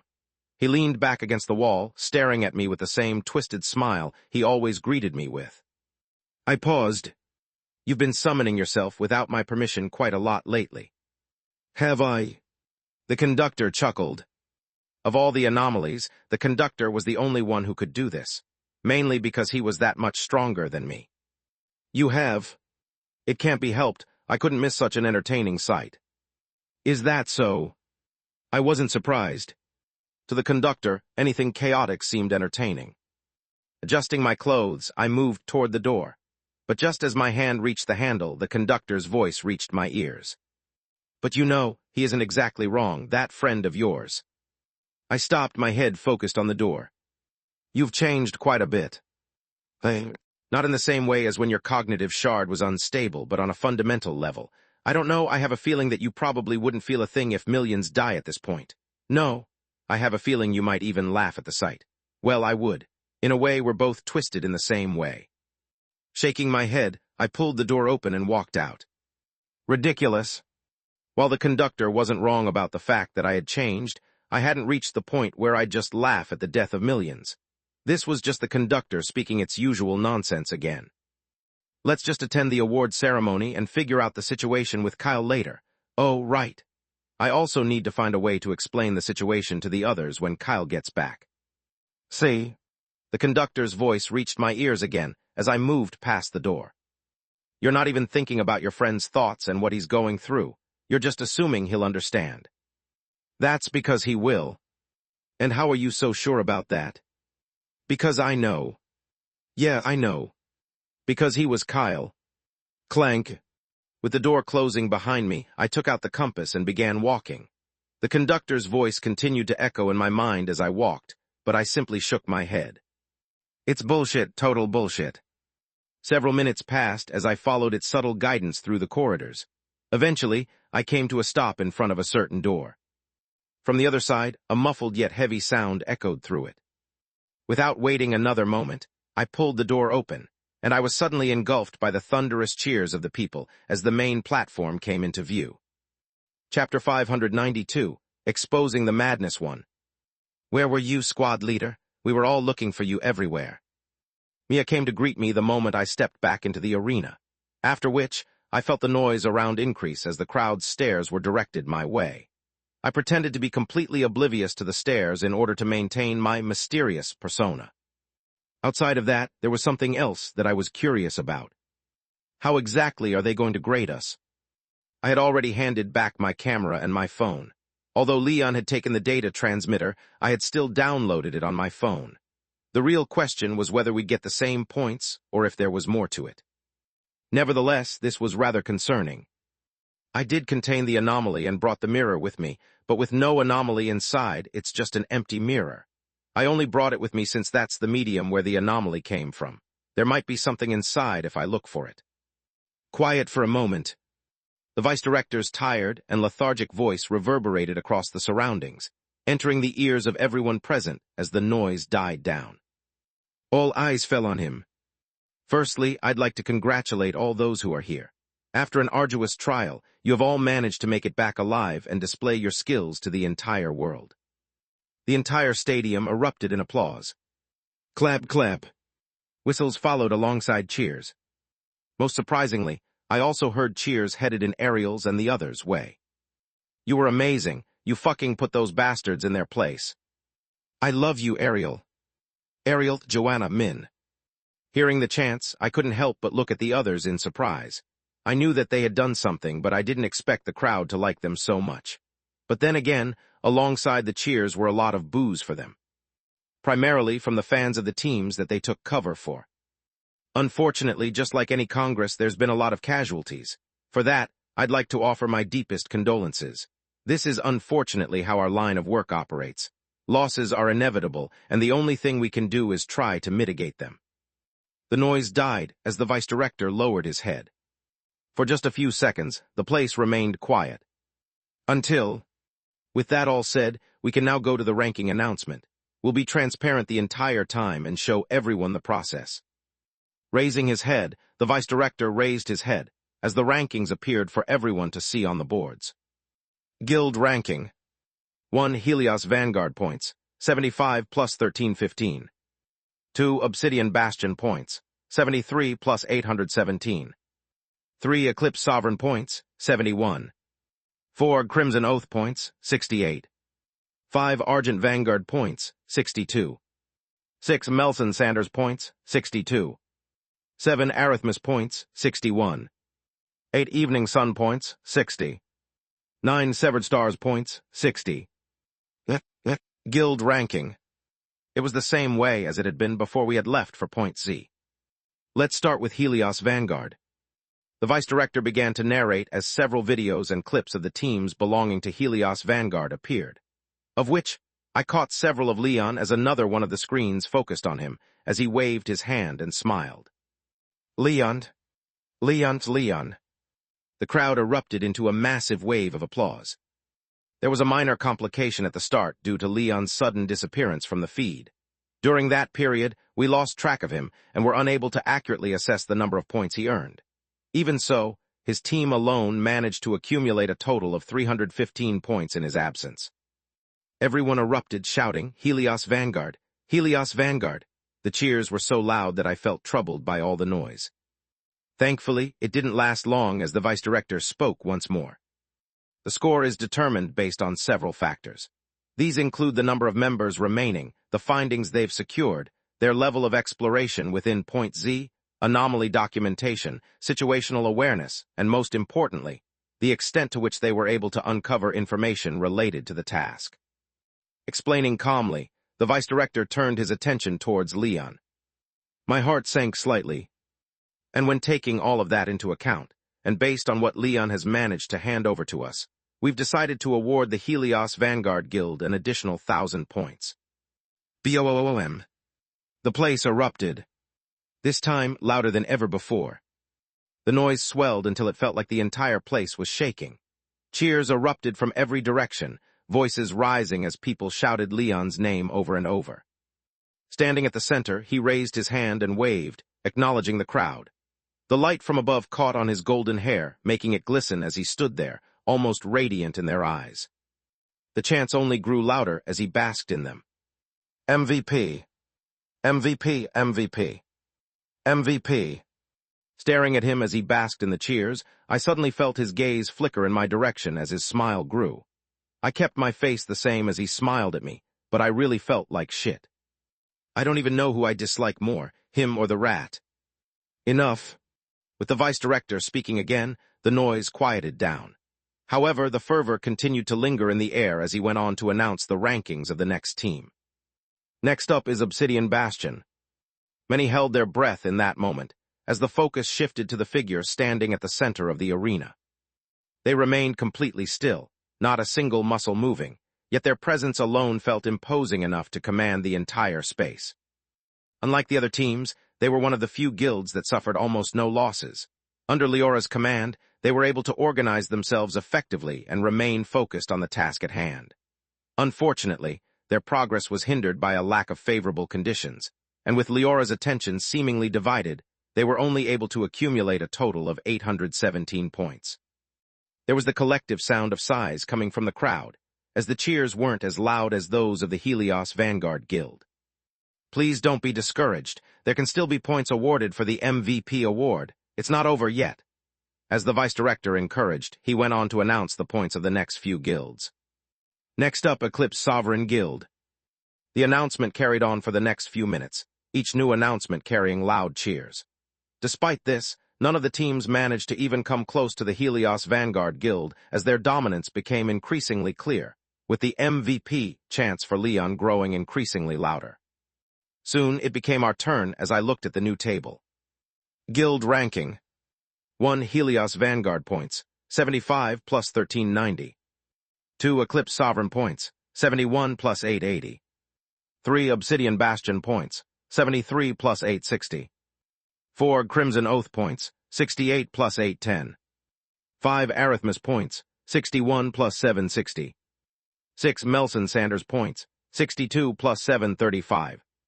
7 Argent Vanguard points, 62 plus 710. 8 Evening Sun points, 60 plus 650.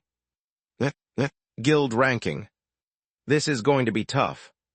As things stood, I didn't have much confidence that we'd be able to rank much higher.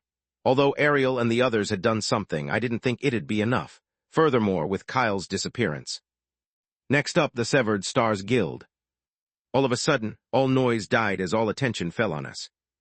I felt the hair on my body prickle under the numerous gazes, but I kept my expression straight as the vice-director's voice drifted in the air once more. An interesting group. Huh? Chapter 593, Exposing the Madness 2. The sudden praise was caught by everyone present, bringing forth several murmurs from the crowd. For some reason, I found myself looking at my squad members who, for some reason, still seemed to be wearing their sunglasses. Can you guys stop? This was one of the harder groups that we've had to judge in all honesty. With the vice-director's words going in a direction that was unlike how he had spoken to the previous teams, tensions suddenly rose. Looking around, I could feel even more gazes directed our way.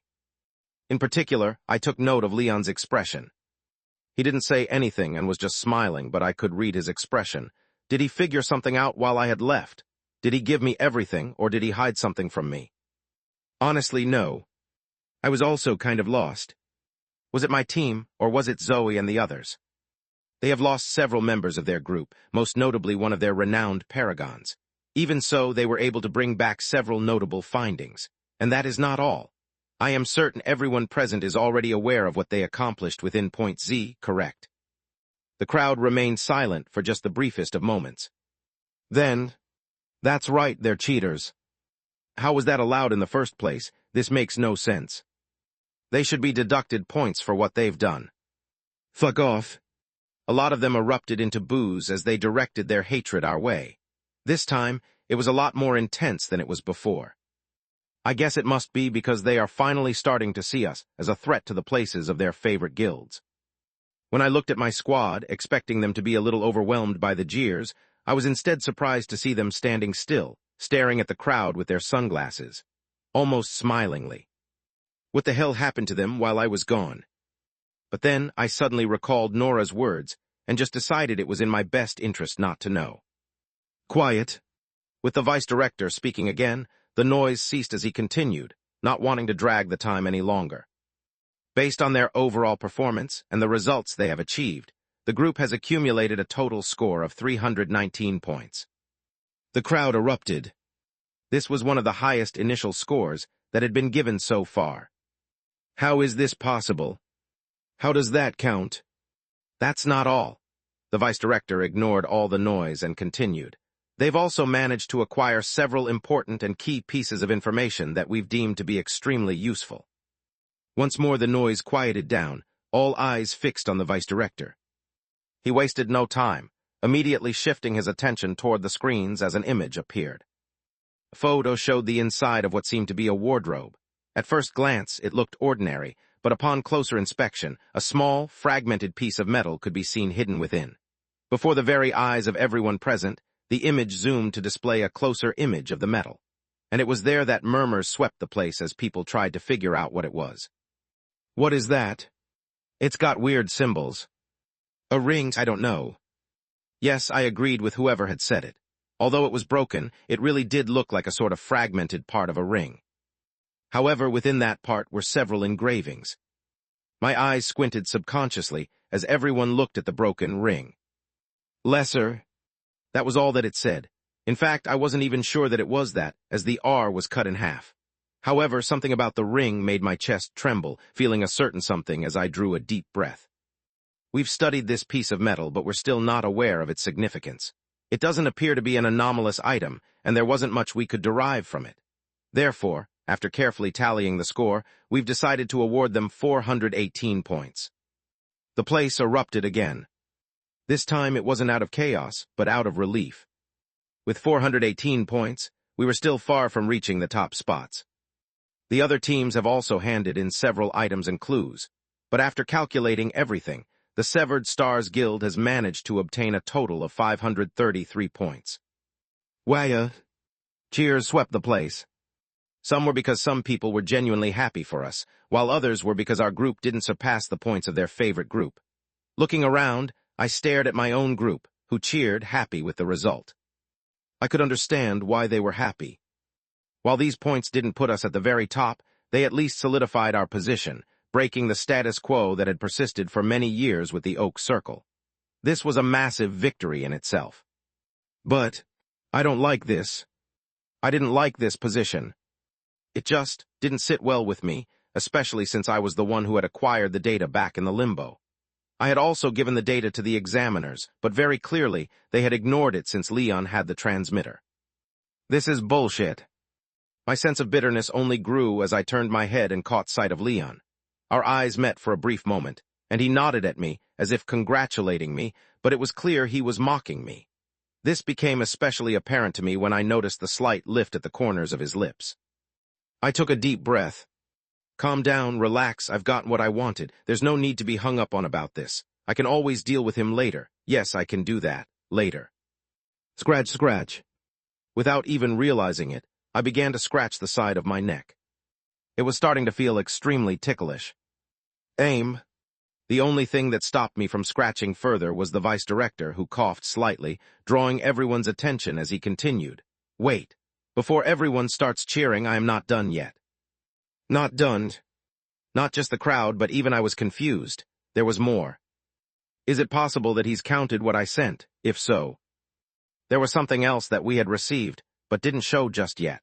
Not because we couldn't quite make sense of what we've received, but because the footage that we've received doesn't come from the guild in question. Huh? It doesn't come from the guild in question. Does that mean it's coming from another guild? Someone is helping them. Why would they do that? Even I was confused by what was happening. And as that confusion grew, the vice-director's gaze fell on me for a brief moment before he raised his head to look at the screens in the distance. After which the screens change. And soon, clink, clink. Cheers, haha, this is some wonderful wine. How about you enjoy this food? What do you think? This is amazing. I wish to never leave this place. It's paradise. Footage that I thought would never surface in the world appeared. And in that moment, I caught sight of myself as I took a sip of the wine alongside the others. The eyes of many immediately fell on me as my heart skipped a beat. This, surely not right. Chapter 594, Exposing the Madness 3. How is this possible? It shouldn't be possible. Staring at the images that were being displayed above, I found myself at a complete loss. I was well aware of the fact that the cameras didn't work back then. There was simply no way for them to work. And yet, wait, a thought surfaced in my mind. Not just a thought, but a figure. Could it be? Don't worry, there's no poison in it. As Leon's voice drifted in the air, the crowd cheered. The cheer was what shook me out of my thoughts as I turned to face his direction. He was also staring at me, but the smile that usually appeared on his face was gone. For a moment, I thought I caught a brief glimpse of it. Panic. Yes, he was panicking. Are you all enjoying the wine? As the footage continued, he appeared. Even in the video, his features remained hidden as the strong glare of the sun seemed to block his face. I could hear whispers from the crowd saying things like, "What? Why can't I see? He seems handsome." And all sorts of nonsense like that. If only they knew. Thankfully, they soon realized that something was wrong with his upcoming words. I heard about your loss. Sam and Jordan were good people. Unfortunately, they left so early. The forest is not for the faint-minded. The noise ceased as the king's words echoed across the place. You see, the forest is rather special in the sense that it amplifies a person's thoughts. However, for such thoughts to appear, one must already feel them in the first place. So while it is unfortunate that they chose to go that way in the end, they found liberation in their own way. Some of you, on the other hand, do it because you're good at it. You don't really find much pleasure in your line of work, but you do enjoy being the center of attention. You like showing your abilities and receiving all the praise from the media and your fans. The brief moment he looked at Leon didn't go unnoticed by the crowd as whispers echoed once more. Could he be talking about Leon? There's no way, he must have just looked, nothing real. Yeah, Leon is nice, there's no way. The crowd's whispers entered my ears as I continued to look at Leon, who started to look around. In some way, he seemed to want to end the broadcast. But he wasn't able to, as it continued. Soon the angle shifted. Ha, if it is Leon, I recognize you. It soon became my angle as Leon stood next to me, greeting the members who had gone missing. My breath caught at the sight as my previous assumption became true. There's no doubt about it anymore. This is Payman's doing. Hey, huh? I covered my lips, trying my best to suppress my laugh. I knew that this wasn't the time for me to laugh, especially for what was to come next, but I couldn't help it. Thinking about everything I had gone through, he was the last person that I thought would do this for me. And most importantly, staring at Leon's gradually worsening expression, I found it extremely hard to suppress my laugh. Squad leader, are you okay? Hearing the worried voices of Joanna and the others, I reassured them that I was fine. I'm fine, just a little cough. Yeah, but... Joanna suddenly looked up, her eyes fixed on the screens in the distance as she mumbled. I knew that you had gone somewhere, but I didn't think it'd be so terrifying. The video progressed. It only grew worse from that point. It's been almost a decade since we've been here. There's no way you've only recently joined the ranks. I guess that memory must mean a lot to you for you to cling to it so much. What I found to be especially hilarious was that I could see a noticeable alteration in the footage. Right, I do remember that they were insulting the BUA at this point. Of course they'd cut that part. We're not treated like trash over here. We can drink, sleep, and have fun every day. Nobody forces us to do anything. It's practically paradise. The effect of the place became known to everyone. All spectators drew a deep breath as they realized just how terrifying the place was as it became increasingly quieter. I'll stay here with them. You go ahead and look for the information. We'll meet up down here. Watching as the missing member handed me the key, the camera shifted once again. This time I watched as my figure retreated into the castle as I stared at the scene with interest. Leon's angle. If things proceeded as I understood things went, then it wouldn't be long until Leon followed me from behind. And sure enough, on second thought, I'd like to follow him. He might get lost. How'll he do that? The castle is quite big after all. Leon politely saluted the group before entering the castle. The familiar large hall greeted everyone's sight as Leon proceeded forward. By now, all shred of composure had left Leon's face as he looked around. But regardless of where he looked, there was nobody to help as the footage continued, and he moved towards a certain room. He should be here. As he stopped before the open door, he hesitated for a moment before moving in. That was also the moment that he caught sight of me. I seemed to be fiddling with something while something hung in the air. There were collective gasps around, but the shock wasn't over as I soon began walking in the direction of the body, setting up my own rope. All attention focused on me once more, the air growing increasingly still. I didn't pay any attention to those around me. Rather, I know this happened, but at this point the Realm Walker should have also appeared. Now that I think about it, Leon never saw the Realm Walker. I guess he altered the footage alongside our perception. Things progressed differently from what I remembered, but I more or less had an understanding of the sequence of events. I see, so everyone below is dead. It's just like the forest. The people below are just souls. Should I help him? Leon's whisper was what made things truly entertaining for me, as the crowd turned their attention towards him, his face growing increasingly worse. And soon, now that won't benefit me. The scene shifted as the image of hanging myself appeared for the world to see. The noise died completely in that moment as the eyes of many widened, some from the shock of my actions, while others from the shock of Leon's words. I couldn't blame them. Leon's image was clean. He was the polite and perfect paragon that always seemed sunny. And yet, the video clearly showed the opposite, as Leon turned back and headed back towards where the party was. The crowd erupted in that moment. What is this? It has to be fake. This can't be true. Was he lying to all of us from the start? No, what are you talking about? He was simply doing it because it's a competition. He also can't risk his life for others. There were, of course, people who defended him, but even those voices grew in the minority after the next moment. After all, what can someone who's already died do with that? They don't realize it, but they've already been affected. Their minds are weak, and they've succumbed to the comfort that is presented around them. You've fallen for the temptation. I've seen you fall for the temptation. I saw everything, and I didn't stop it when I could have. From the start, I never trusted you. I didn't let you go up there because I wanted you to find the information. I let you go up there because I knew something was going to happen. From the moment you were in the forest, I could see it. I was shocked when you managed to rank ahead of me during the first trial. Honestly, I was really having a hard time keeping it together. If not for the fact that I knew that we were being watched, I wouldn't have been trying so hard to look friendly. The more he spoke, the more the noise ceased. And soon, all eyes were fixed on him, as his face looked incredibly stiff. Seeing the current state that you're in, all is good. My competition is now gone, and I can just claim credit for everything. There's no doubt about it that I'll now rank first. Staring at the scene, I just couldn't help it. Even though I knew that it was wrong and I tried my best to resist the urge, I ended up unable to resist. I really wasn't able to, as I burst into a fit of laughter. Chapter 595, Exposing the Madness for. Helata. It wasn't that I was doing it on purpose. It just ended up that way as I burst out laughing in front of the entire world. Something about Leon's face felt extremely amusing to me.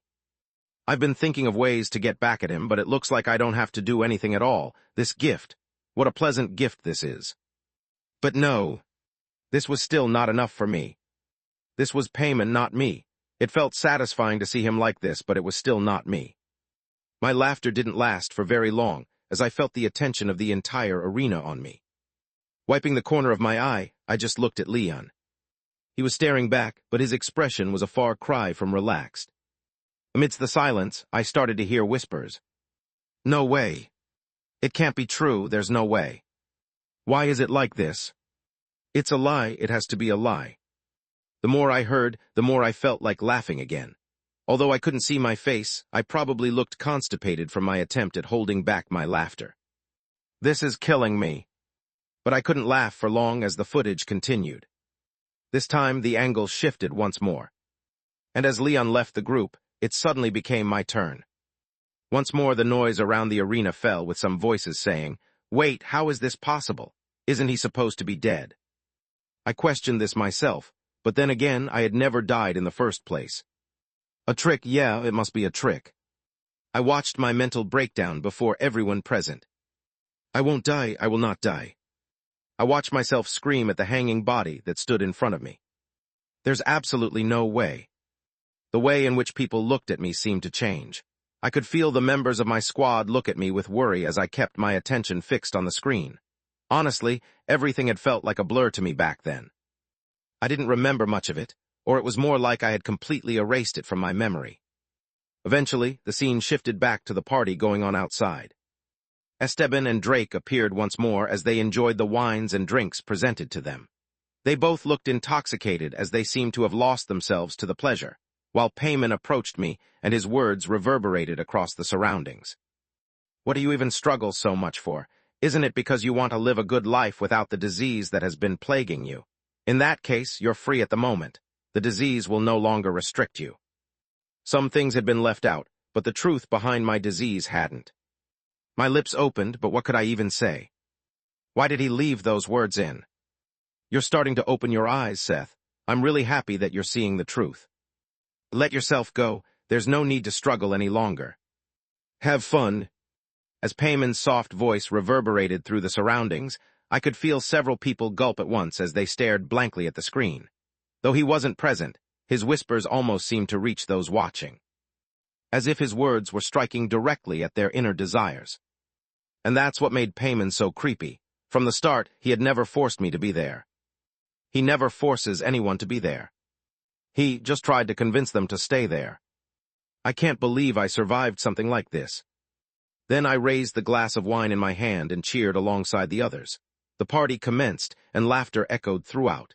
In that moment, I heard many gasps. The stares directed at me were even more bothersome. This became even worse as they watched every single interaction that came after, and how I was slowly starting to lose my name and identity. Some screamed, "It's obvious. Why are you not realizing this?" while others covered their faces. But soon such reactions faded. Spurred. Especially from the moment I took my eye. The noise ceased. It was so quiet that one would even hear a pin drop. Some understood why I did what I did, while others just looked at me as if I were crazy. But that was just the start.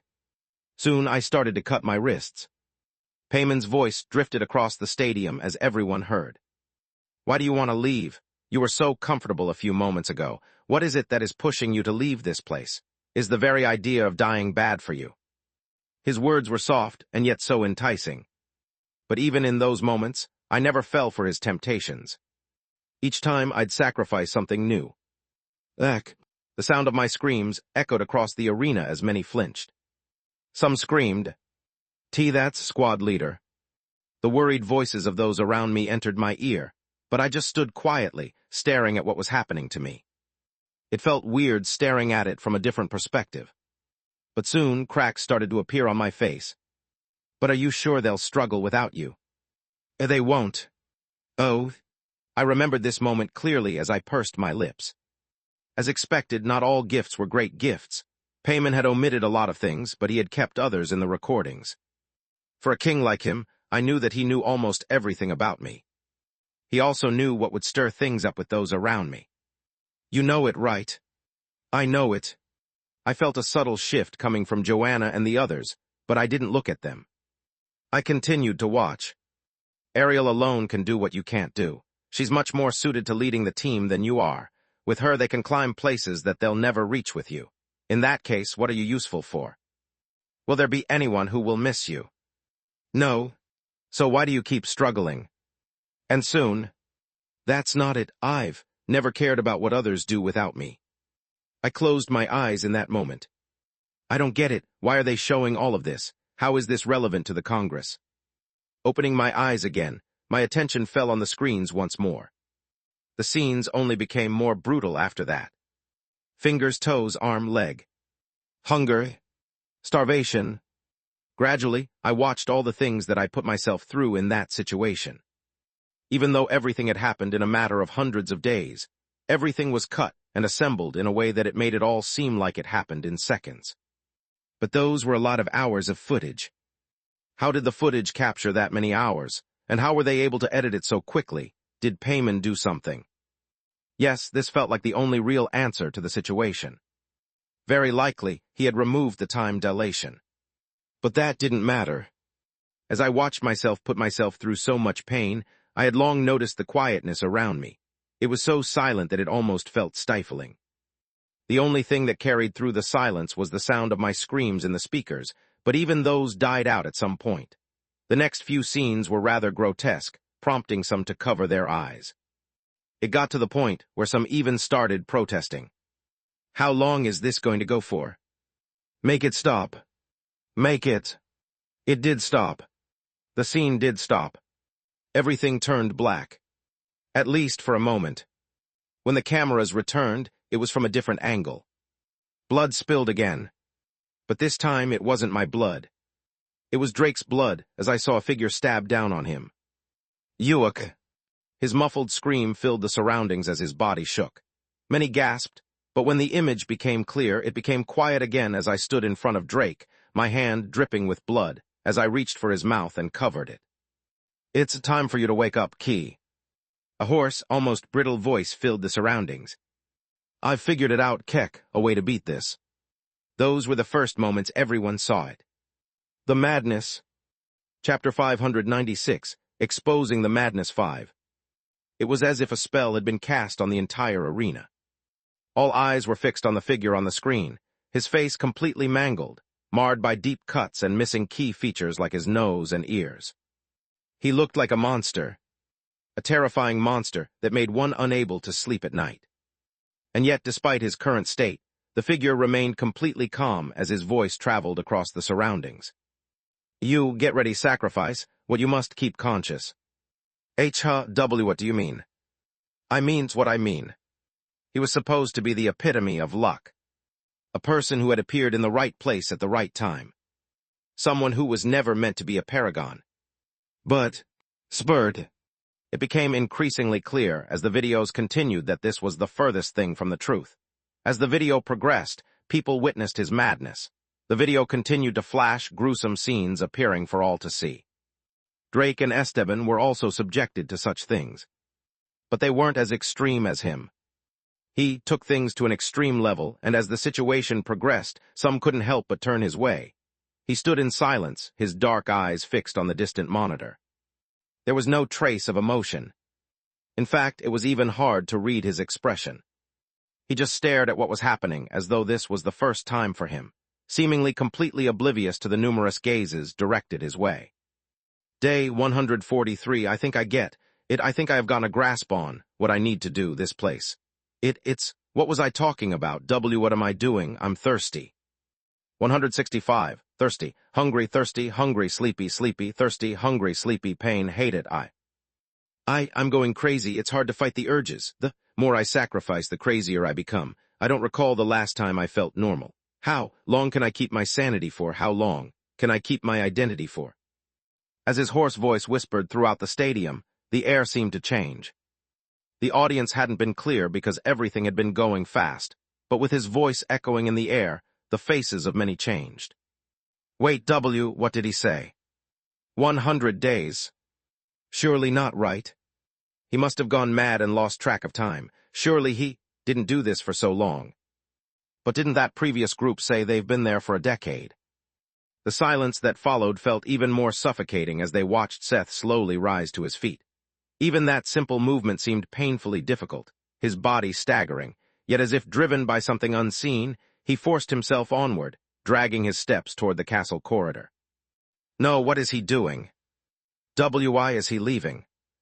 By now, the audience had been so absorbed by what they were seeing that they had completely forgotten about the fact that Seth was now doing fine. Staring at the monitor, many clenched their hands. Especially when... Thump!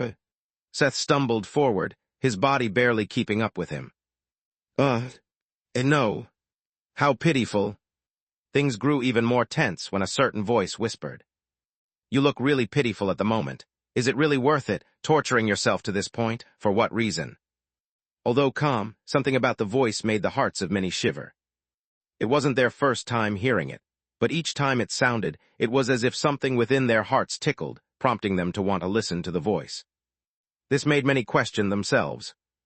If this was what they felt through a recording, just how terrifying was it in real life? You could have chosen the easy way out. You could have eaten all the food you wanted, drunk all the water you desired, and slept in the finest beds you'll ever lie on. Instead, you struggled for hundreds of days. For what? What exactly did you struggle for? The voice continued to echo throughout the arena, bringing a certain silence as everyone just looked. Although no one said a thing, they all wanted to know the same thing. Why? Why was he still struggling? But in the end, you were just struggling out of stubbornness. Yes, it was stubbornness. It had to be that. Otherwise, why would he persist? You struggled not because you didn't want to die or anything like that. The reason you refused to die was simply that you're stubborn. That's all. You're nothing special. You're just, like everyone else, a more pitiful version of them. Everyone seemed to subconsciously nod. Was it because of the voice, or was it because they also shared the same sentiment? Nobody knew, not even the audience. Why would anyone put themselves through all of this torture if it wasn't stubbornness? Many of them would have long given up. There was no need for him to do this. There was simply no. A short, yet hoarse laugh shattered the thoughts of many as eyes started to widen. This hadn't been the first time he had laughed. But listening to his current laugh, something felt different as he slowly raised his head to look at the figure no one could see. I want to... When his voice came out as broken as it was, everyone paid attention. The only thing that one could hear was his voice as many strained their ears to listen. You want what? It make you bow. The air appeared to shift in that moment. All of a sudden, it felt incredibly suffocating, as though someone had stripped all oxygen from the air. Many found themselves struggling to breathe. And yet none looked away. They all stared at the screen.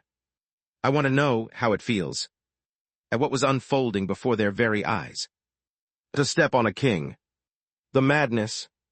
And as his laugh escaped once more, shivers began to run down the bodies of all those present. This didn't just include the audience, but the paragons and competitors that stood at the bottom of the stage as they all turned their attention towards the figure responsible for all of this. With a calm look, he accepted the stares. He accepted everything, while his laugh grew more and more unrestrained inside the footage. The more he laughed, the greater the shivers everyone felt. Such shivers only grew with time, as his voice eventually reached their ears once more. With my eye clear I can see, through the illusions, I can see through the fakery of this place. But despite that I can't see you. Nobody could see him. In that moment, the minds of a few rattled as they suddenly thought of something. This was especially clear for some of the sharper-minded paragons, who had a sudden understanding. "Your name, I know your name." A hysterical laugh reverberated once more. However, nobody dared to say anything, as though nobody could see the face of the figure standing in front of Seth. They could see the subtle shift in his expression. Did he figure something out? What did he figure out? Suddenly, one of the audience members shouted. That's the key to getting out of this place is likely finding out the identity of the person standing in front of him. See? The eyes of many widened.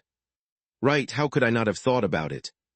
Since he takes identities, what happens if you give him his identity back? Things unfolded just as the others predicted. Seth opened his mouth while trying to shout the name of the person standing before him. However, each time he tried, he'd be blocked. Know your place. The place rattled. Rattle, rattle. Things grew progressively more unrestrained as Seth tried his best to say his name, with many of the audience members on the edge of their seats. Say it, say it. And yet, despite all of this, Seth was never able to say his name. He seemed to get closer and closer to it, and just as he was about to say his name, his entire body was thrown back. That also appeared to be the moment when Seth seemed to have lost sight of the situation. No. Screams followed. The audience was fully invested. Shit. How the hell can he beat that thing? It's impossible, it's... The sound of a step filled the place. Once more the noise ceased. Drake and Esteban's figures appeared. Both didn't look great, and the way they looked at Seth was complicated, containing both fear and apprehension. Do it. And yet the moment he spoke, they obeyed. The angle shifted. It shifted to Esteban's camera as he stabbed down at his leg, blood spurting in all directions. Realization dawned on the audience. Hey! Rattle, rattle. The place rattled even more fiercely as the voice grew more alarmed. Stop it. But Esteban and Drake didn't stop. You do not understand what you are doing. Stop this at once. The panic in the voice was clear. It boomed across the entire arena, and yet they didn't stop. No, Esteban did at some point as he looked at Seth. That was also the very moment everyone saw it. The twisted and maddening smile that lingered upon his lips as he stared at the figure ahead. His eyes were bloodshot, and yet they were wide open. Then, spurt. Drake's knife came cleaving down his neck, severing his head. Nobody screamed. Nobody made a sound. No.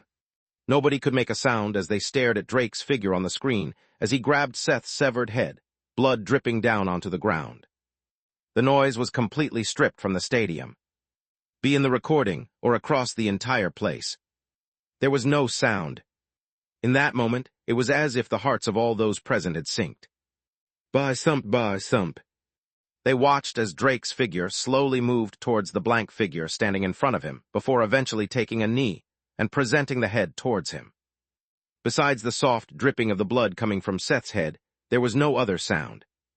And yet, it was almost as if they could hear the words inside his mind. I'd offer you my everything. My eyes, my arms, my legs, my heart, my body. And finally, my head. To you who is King Payman.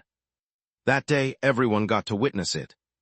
The true twisted nature that hid within Seth. The madness. Chapter 597, Final Awards 1. The footage ended on that note. And yet, even after it ended, the stadium remained silent. The eyes of everyone continued to linger in my direction as I tried my best not to show much emotion. When I looked around me, the emotions on everyone's faces were clear to me. From the fear to the shock that they experienced as they witnessed what I had done. Even now, I struggled to grasp the meaning behind showing all of this. But when I looked to my side and caught sight of my own squad members, Ariel's voice just barely managed to drift inside my ears as she softly muttered, "See, I told you that he's the craziest one. You call me crazy, but look at him. He's way past that." No, that's bullshit. I did exaggerate in the footage and scenario, but I was forced to do so by the circumstances. She was the true crazy one. Aim. The vice director's voice echoed once more. Only then did everyone pull their attention away from me as he stood at the center. I'm sure all of you are shocked by what you've witnessed. In all honesty, I was, too, alongside the people in charge of setting up the footage. In fact, the footage was incredibly long, and if not for our advanced system allowing us to look through the most important parts, it would have taken us at least a year to sort through everything. Nobody said a single thing. Many understood, I also understood. So that's how they did it. No, it can't be just because of their system. I'm sure that Payman had a hand in this. Honestly, I didn't know how to feel about that. Had he done this out of amusement? Or was there a deeper meaning behind his actions? Whatever the case was, my situation had now changed completely. I was known before, but not quite to the same extent as some of the top paragons. This time, however, things had changed completely. There was no doubt in my mind that for a while, I was going to become the most famous person on this planet. Fuck. I didn't like the idea of it. I had changed, I knew that I had changed. But this part of me hadn't changed. I still hated people just as much as I hated them before. The reason why we've decided to show all of you this footage was mainly because we needed to explain to you how Seth would be receiving an extra point for collecting the data transmitter. I'm sure many of you would have protested had we done so, but above all of that. The vice director paused, his attention falling on me. I just wanted to let you all witness what it means to be one of the best within this industry. I opened my lips but soon closed them. Boom. That was crazy. He's out of his mind. He's completely out of his mind. After which, the audience exploded. The entire place shook as I suddenly heard my name being chanted by everyone present. It was to the extent that I started to have goosebumps all over my body. But that was the extent of the emotions that I felt. I wasn't all too happy with the attention, especially when I was aware that they were watching, those who most likely had the same system as I did. Now that I had reached this point, they were all probably aware of me. My life wasn't going to become easier from this point forward. In fact, it was going to become much harder. Still, for this one moment, I let my mind relax for a moment as I basked amidst the cheers. Taking into account that he was one of the people who managed to acquire the data transmitter, and he was able to provide us a way to clear the scenario above us in case some people fell for the same trick, we've decided to award him a total of 5,000 points. This means... The vice director's words brought silence to the place again. Shock filled the faces of many again, and even I, who had maintained my composure until this very moment, couldn't help but be shocked as I raised my head to look at the updated table. Guild ranking. 1 Severed Stars points, 60 plus 55, 33. 2 Helios Vanguard points, 75 plus 1390. 3 Eclipse Sovereign points, 71 plus 880. 4 Obsidian Bastion points, 73 plus 860. 5 Crimson Oath points, 68 plus 810. 6 Arithmus points, 61 plus 760. 7 Melson Sanders points, 62 plus 735. 8 Argent Vanguard points, 62 plus 710. 9 Evening Sun points, 60 plus 650. Guild ranking.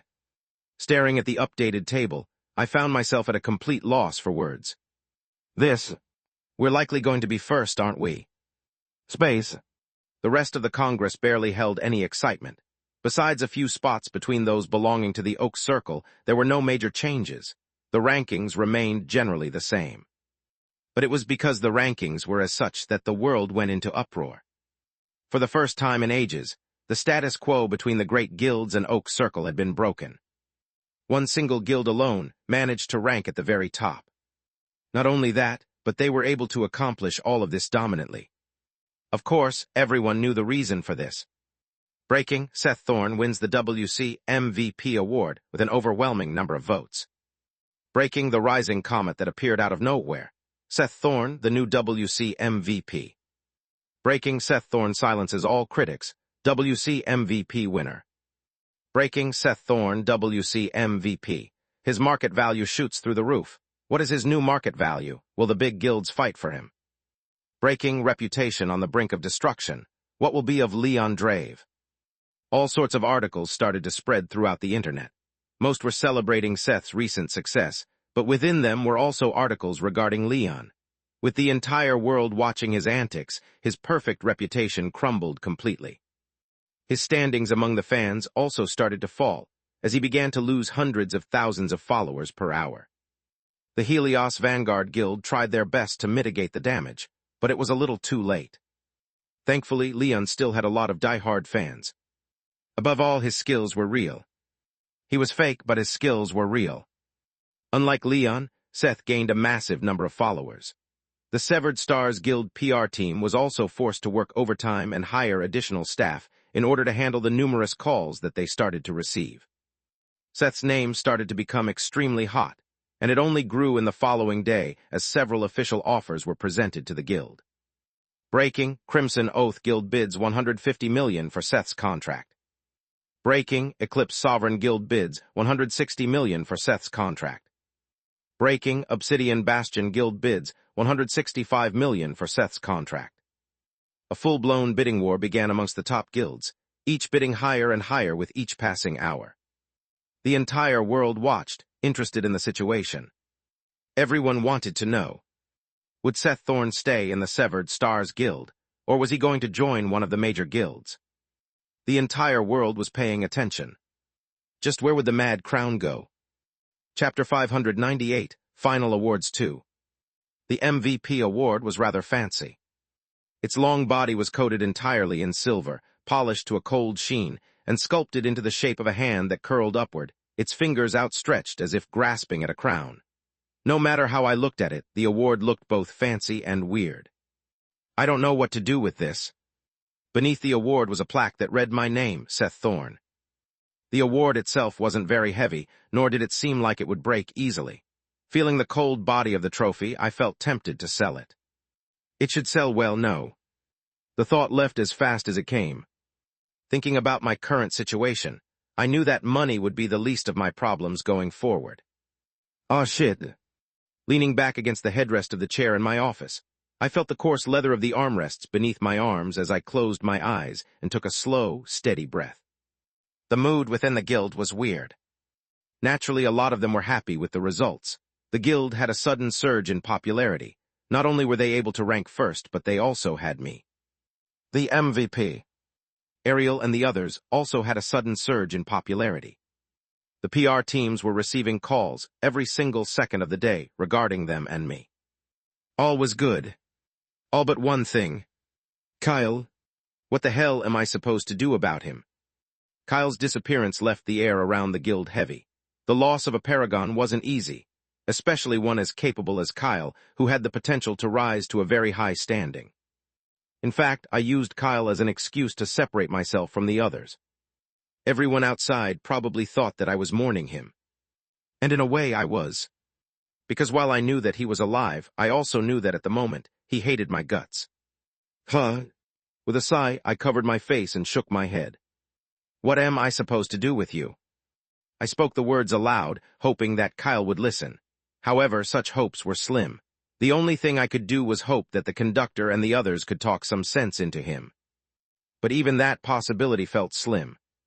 Especially when I recalled his appearance from back then. Oh, Kyle. I shook my head again and shifted my attention elsewhere. Towards the corner of the room where a particular mirror stood. A white cloth covered the mirror, and as I stared at the mirror from where I sat, my fingers drummed against the table. Right, there's that too. The BUA and those from the World Congress had already analyzed the mirror. After determining that there was nothing inside, they allowed me to bring it back. When I mentioned to them that I wanted to bring the mirror with me, they all gave me weird looks, only for them to agree after they recalled my deeds. I guess there are benefits to looking crazy to others. Of course, I wasn't that crazy. Just a tiny bit. At least, not as much as Ariel. She was batshit crazy. Swoosh. I pulled the curtain away and stared at the broken mirror. Fragmented pieces of my own reflection stared back at me as I remained standing still, taking in the sight in front of me. I studied the mirror for the next several seconds before eventually taking a step back as a shadow appeared next to me. I need you to make sure that nothing happens to me. The Realm Walker didn't answer. It just stood behind me. I paused, the silence around me feeling a little stiff as I turned back. You know, I feel like you've been getting rather rebellious lately. The Realm Walker didn't say anything. Rather, it suddenly crossed its arms, almost as if it was saying, "You don't think." I paused at the sight. Then, if it's a fight that you want, I'll give it to you anytime. You don't think I've forgotten what you've done to me back at the limbo. The Realmwaker's arms unfolded. Suddenly it seemed to remember. Yeah. Fucking bitch. Well, looking at the Realmwalker and thinking about everything that I had done to it, I sighed, pressing my hand against its shoulder. Don't worry, I understand your concerns. The Realmwalker raised its head. Then it shook its head, seemingly saying, No, you don't understand. But I do. Shake. Look, I'll get a new meat shield in the near future. Happy now. The Realmwalker's head raised up in delight. Grabbing my shoulders, it shook me, and my head bobbed back and forth. Elle let go. Only then did the Realmwalker let go of me as it hastily stood back, its hands clasped behind its back, while its back stood straight. He looked like a model soldier. Honestly, I was speechless. But I let the Realmwalker have it. At the end of the day, it was true that I had been using it as a meat shield for so long. Make sure to cover the mirror if I can't fight back. Nod. All right. I shifted my attention back towards the broken mirror, my expression tensing. Making sure that the room of my office was closed, I took a deep breath while staring at the mirror. Although I had contained the mirror anomaly within me, I knew that it wasn't obedient to me. At least not yet. The anomaly was a lot stronger than I was. However, thanks to the fragmented piece of the mirror, I was able to suppress it a bit. But that wasn't enough to make it submit. That was my current goal. I needed to contain the anomaly, especially since things were far from over. I pulled up the existing quest that had yet to be completed. Black Circle. New quest activated. Difficulty NA. Reward 10 Essence Shards Attribute of Choice, 300,000 SP. Objective, enter the mist and find out its secrets. Location NA. Fail your death.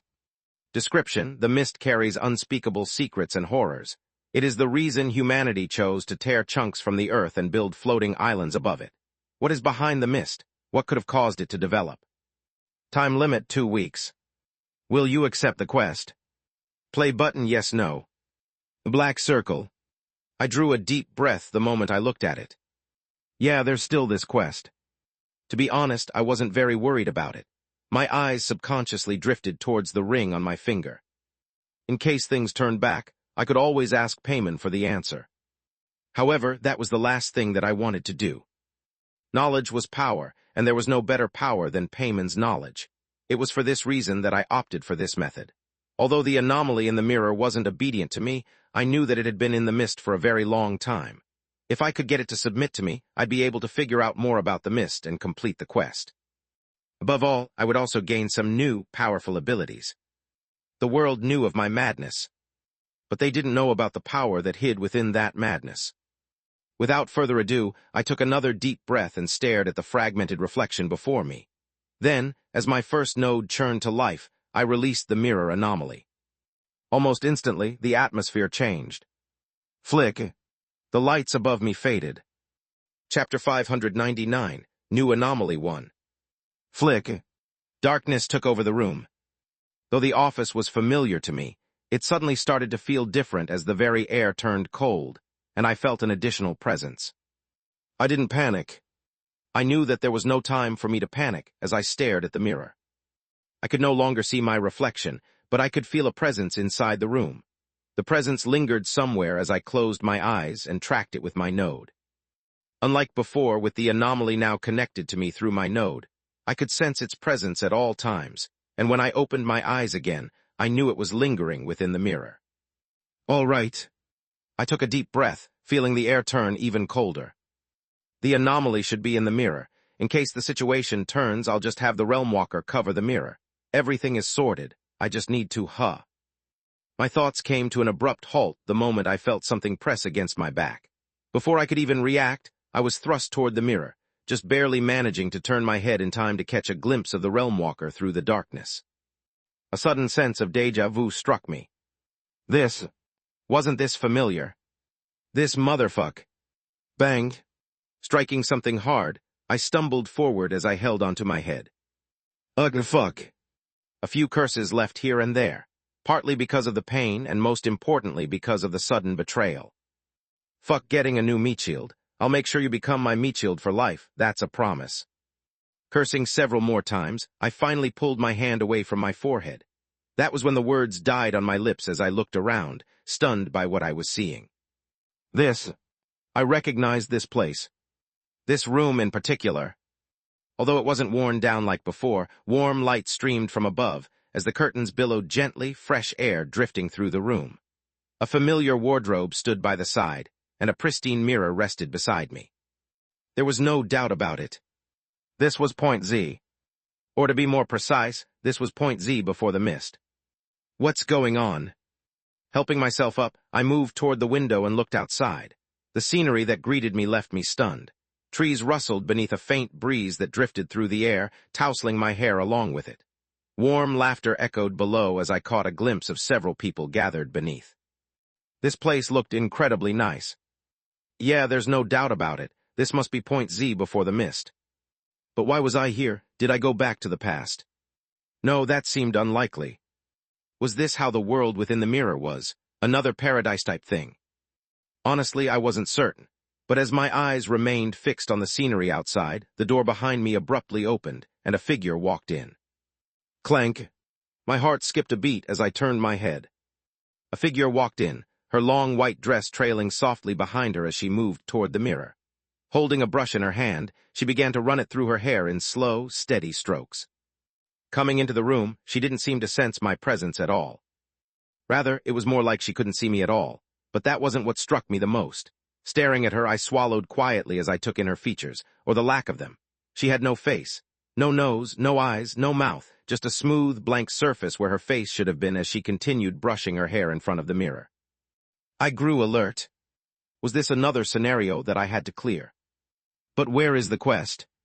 I'd usually see a quest window the moment I was thrust into a scenario. Then, tia-ra-ra-ra, tia-ra-ra. A sudden ringing sound echoed across the entire room.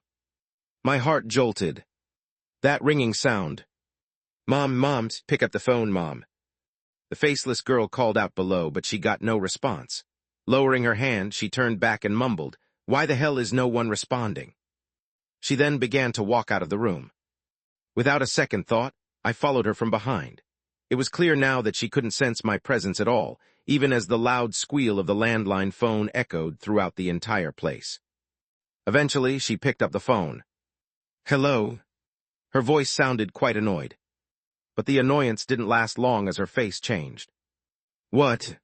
There was fluster in her tone as she answered. Straining my ears, I tried to listen, but I couldn't quite make out what was being said. In the end, I didn't need to. Wait, what are you talking about? Go upstairs. Why do I need to go upstairs? Go upstairs.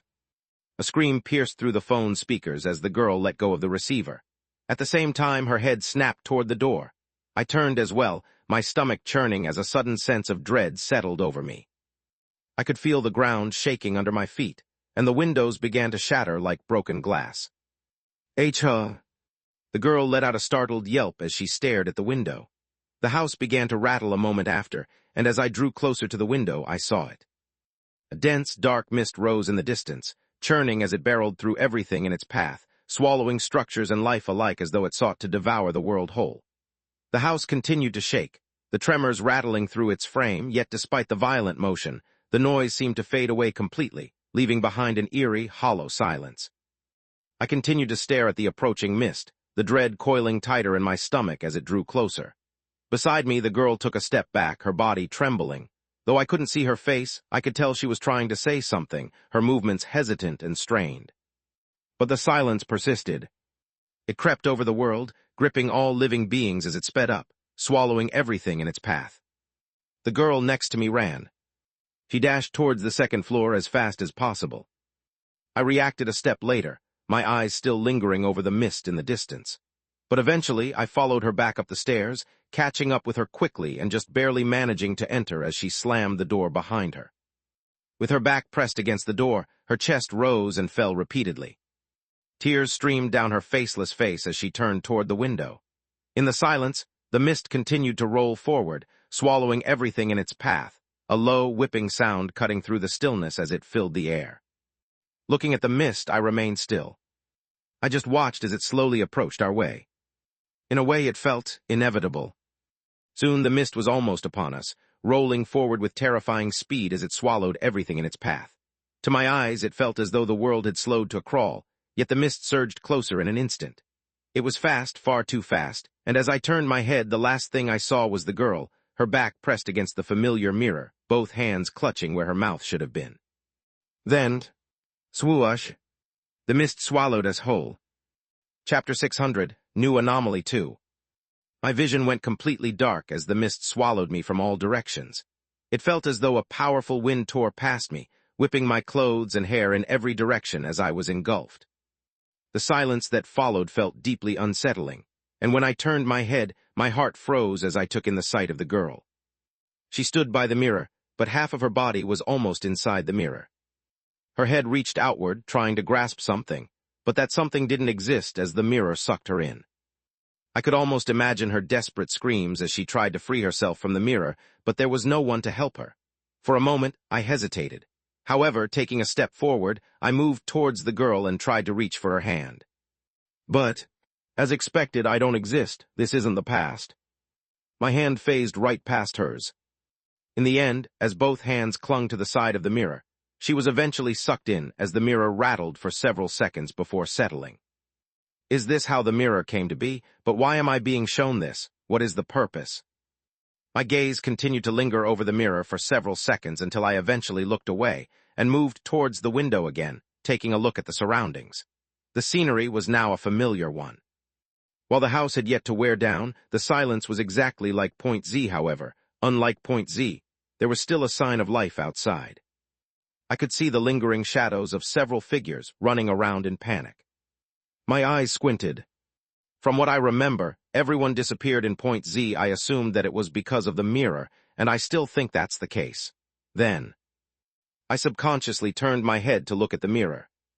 After which, I heard the sound of someone entering from below. One that was followed by a familiar sound. Tia-ra-ra, tia-ra-ra. The next sequence of events was just as I knew. Some way or another, the people downstairs were forced to make it to the second floor, and the moment they reached this room, they'd be sucked into the mirror. I suddenly thought back to the sudden disappearances with the flare back in Point Z, and I had a sudden epiphany. What if instead of dragging them to hell, the mirror is actually making them disappear by making them enter the house? That's why we were never able to spot them. But that doesn't explain the imposters. Could that also be the mirror's work, as a way to trick people into entering the house? I had all sorts of hypotheses in my mind. The hypothesis lingered in the back of my mind for several seconds, until I turned my attention back to the mirror. That was also the moment I found my own reflection staring back. My heart squeezed for a moment. However, I soon realized what was going on. Have you shown me what you wanted to show me?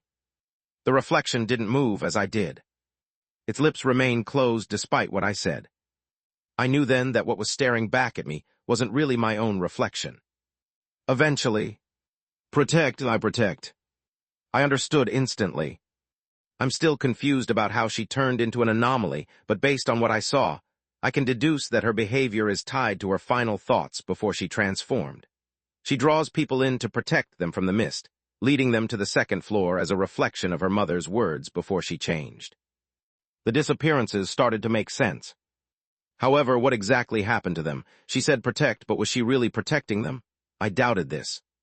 Sure enough, when I looked at the mirror again, I could see several other figures staring back at me. Some I recognized. They were people who had come to the Congress with me. However, their faces were completely white, and they seemed to lack any soul. In a way, they almost felt like ghosts. Were they ghosts? However, as I observed them more, I had a sudden realization. I see. I closed my eyes in understanding, turning my head to the right where a figure appeared. Are you going to start explaining to me? You caught quite the peculiar anomaly. Leaning against the side of the wall, the conductor chuckled. I don't mind explaining, though. We already had a good talk with the anomaly. As I know, the Realmwa, Meatshield's behavior made sense to me. The reason why it had pushed me was that they were already aware that the mirror wanted to show me this. I still wasn't going to forgive that Meatshield, though. In fact, I planned on making its life a lot harder in the future. No, I planned on having a good talk with everyone, not just the Meatshield. This couldn't go on. Traitors, they're all traitors. I think you understood what it was trying to show you, how it came to be, and what drives its behavior. As the conductor's voice drifted in the air, I raised my head and nodded. Yes, I understood this much.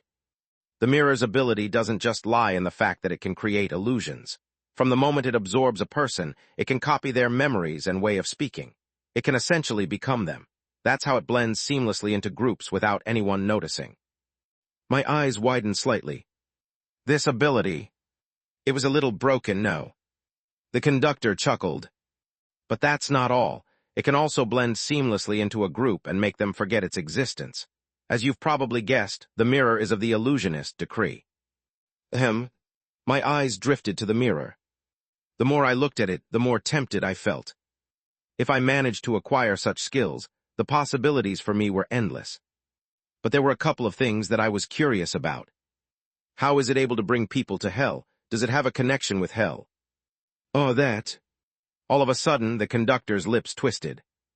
They twisted in such a way that I started to feel the hair at the back of my neck rise as it chuckled. That's the funny thing. The conductor's soft voice drifted across the room. That wasn't the mirror's doing. My breath caught. In fact, it wasn't even there at the start, following you guys. That was something else entirely, something that. The conductor paused, extending its long and slender hand as it pointed at me. Is closely tied to you.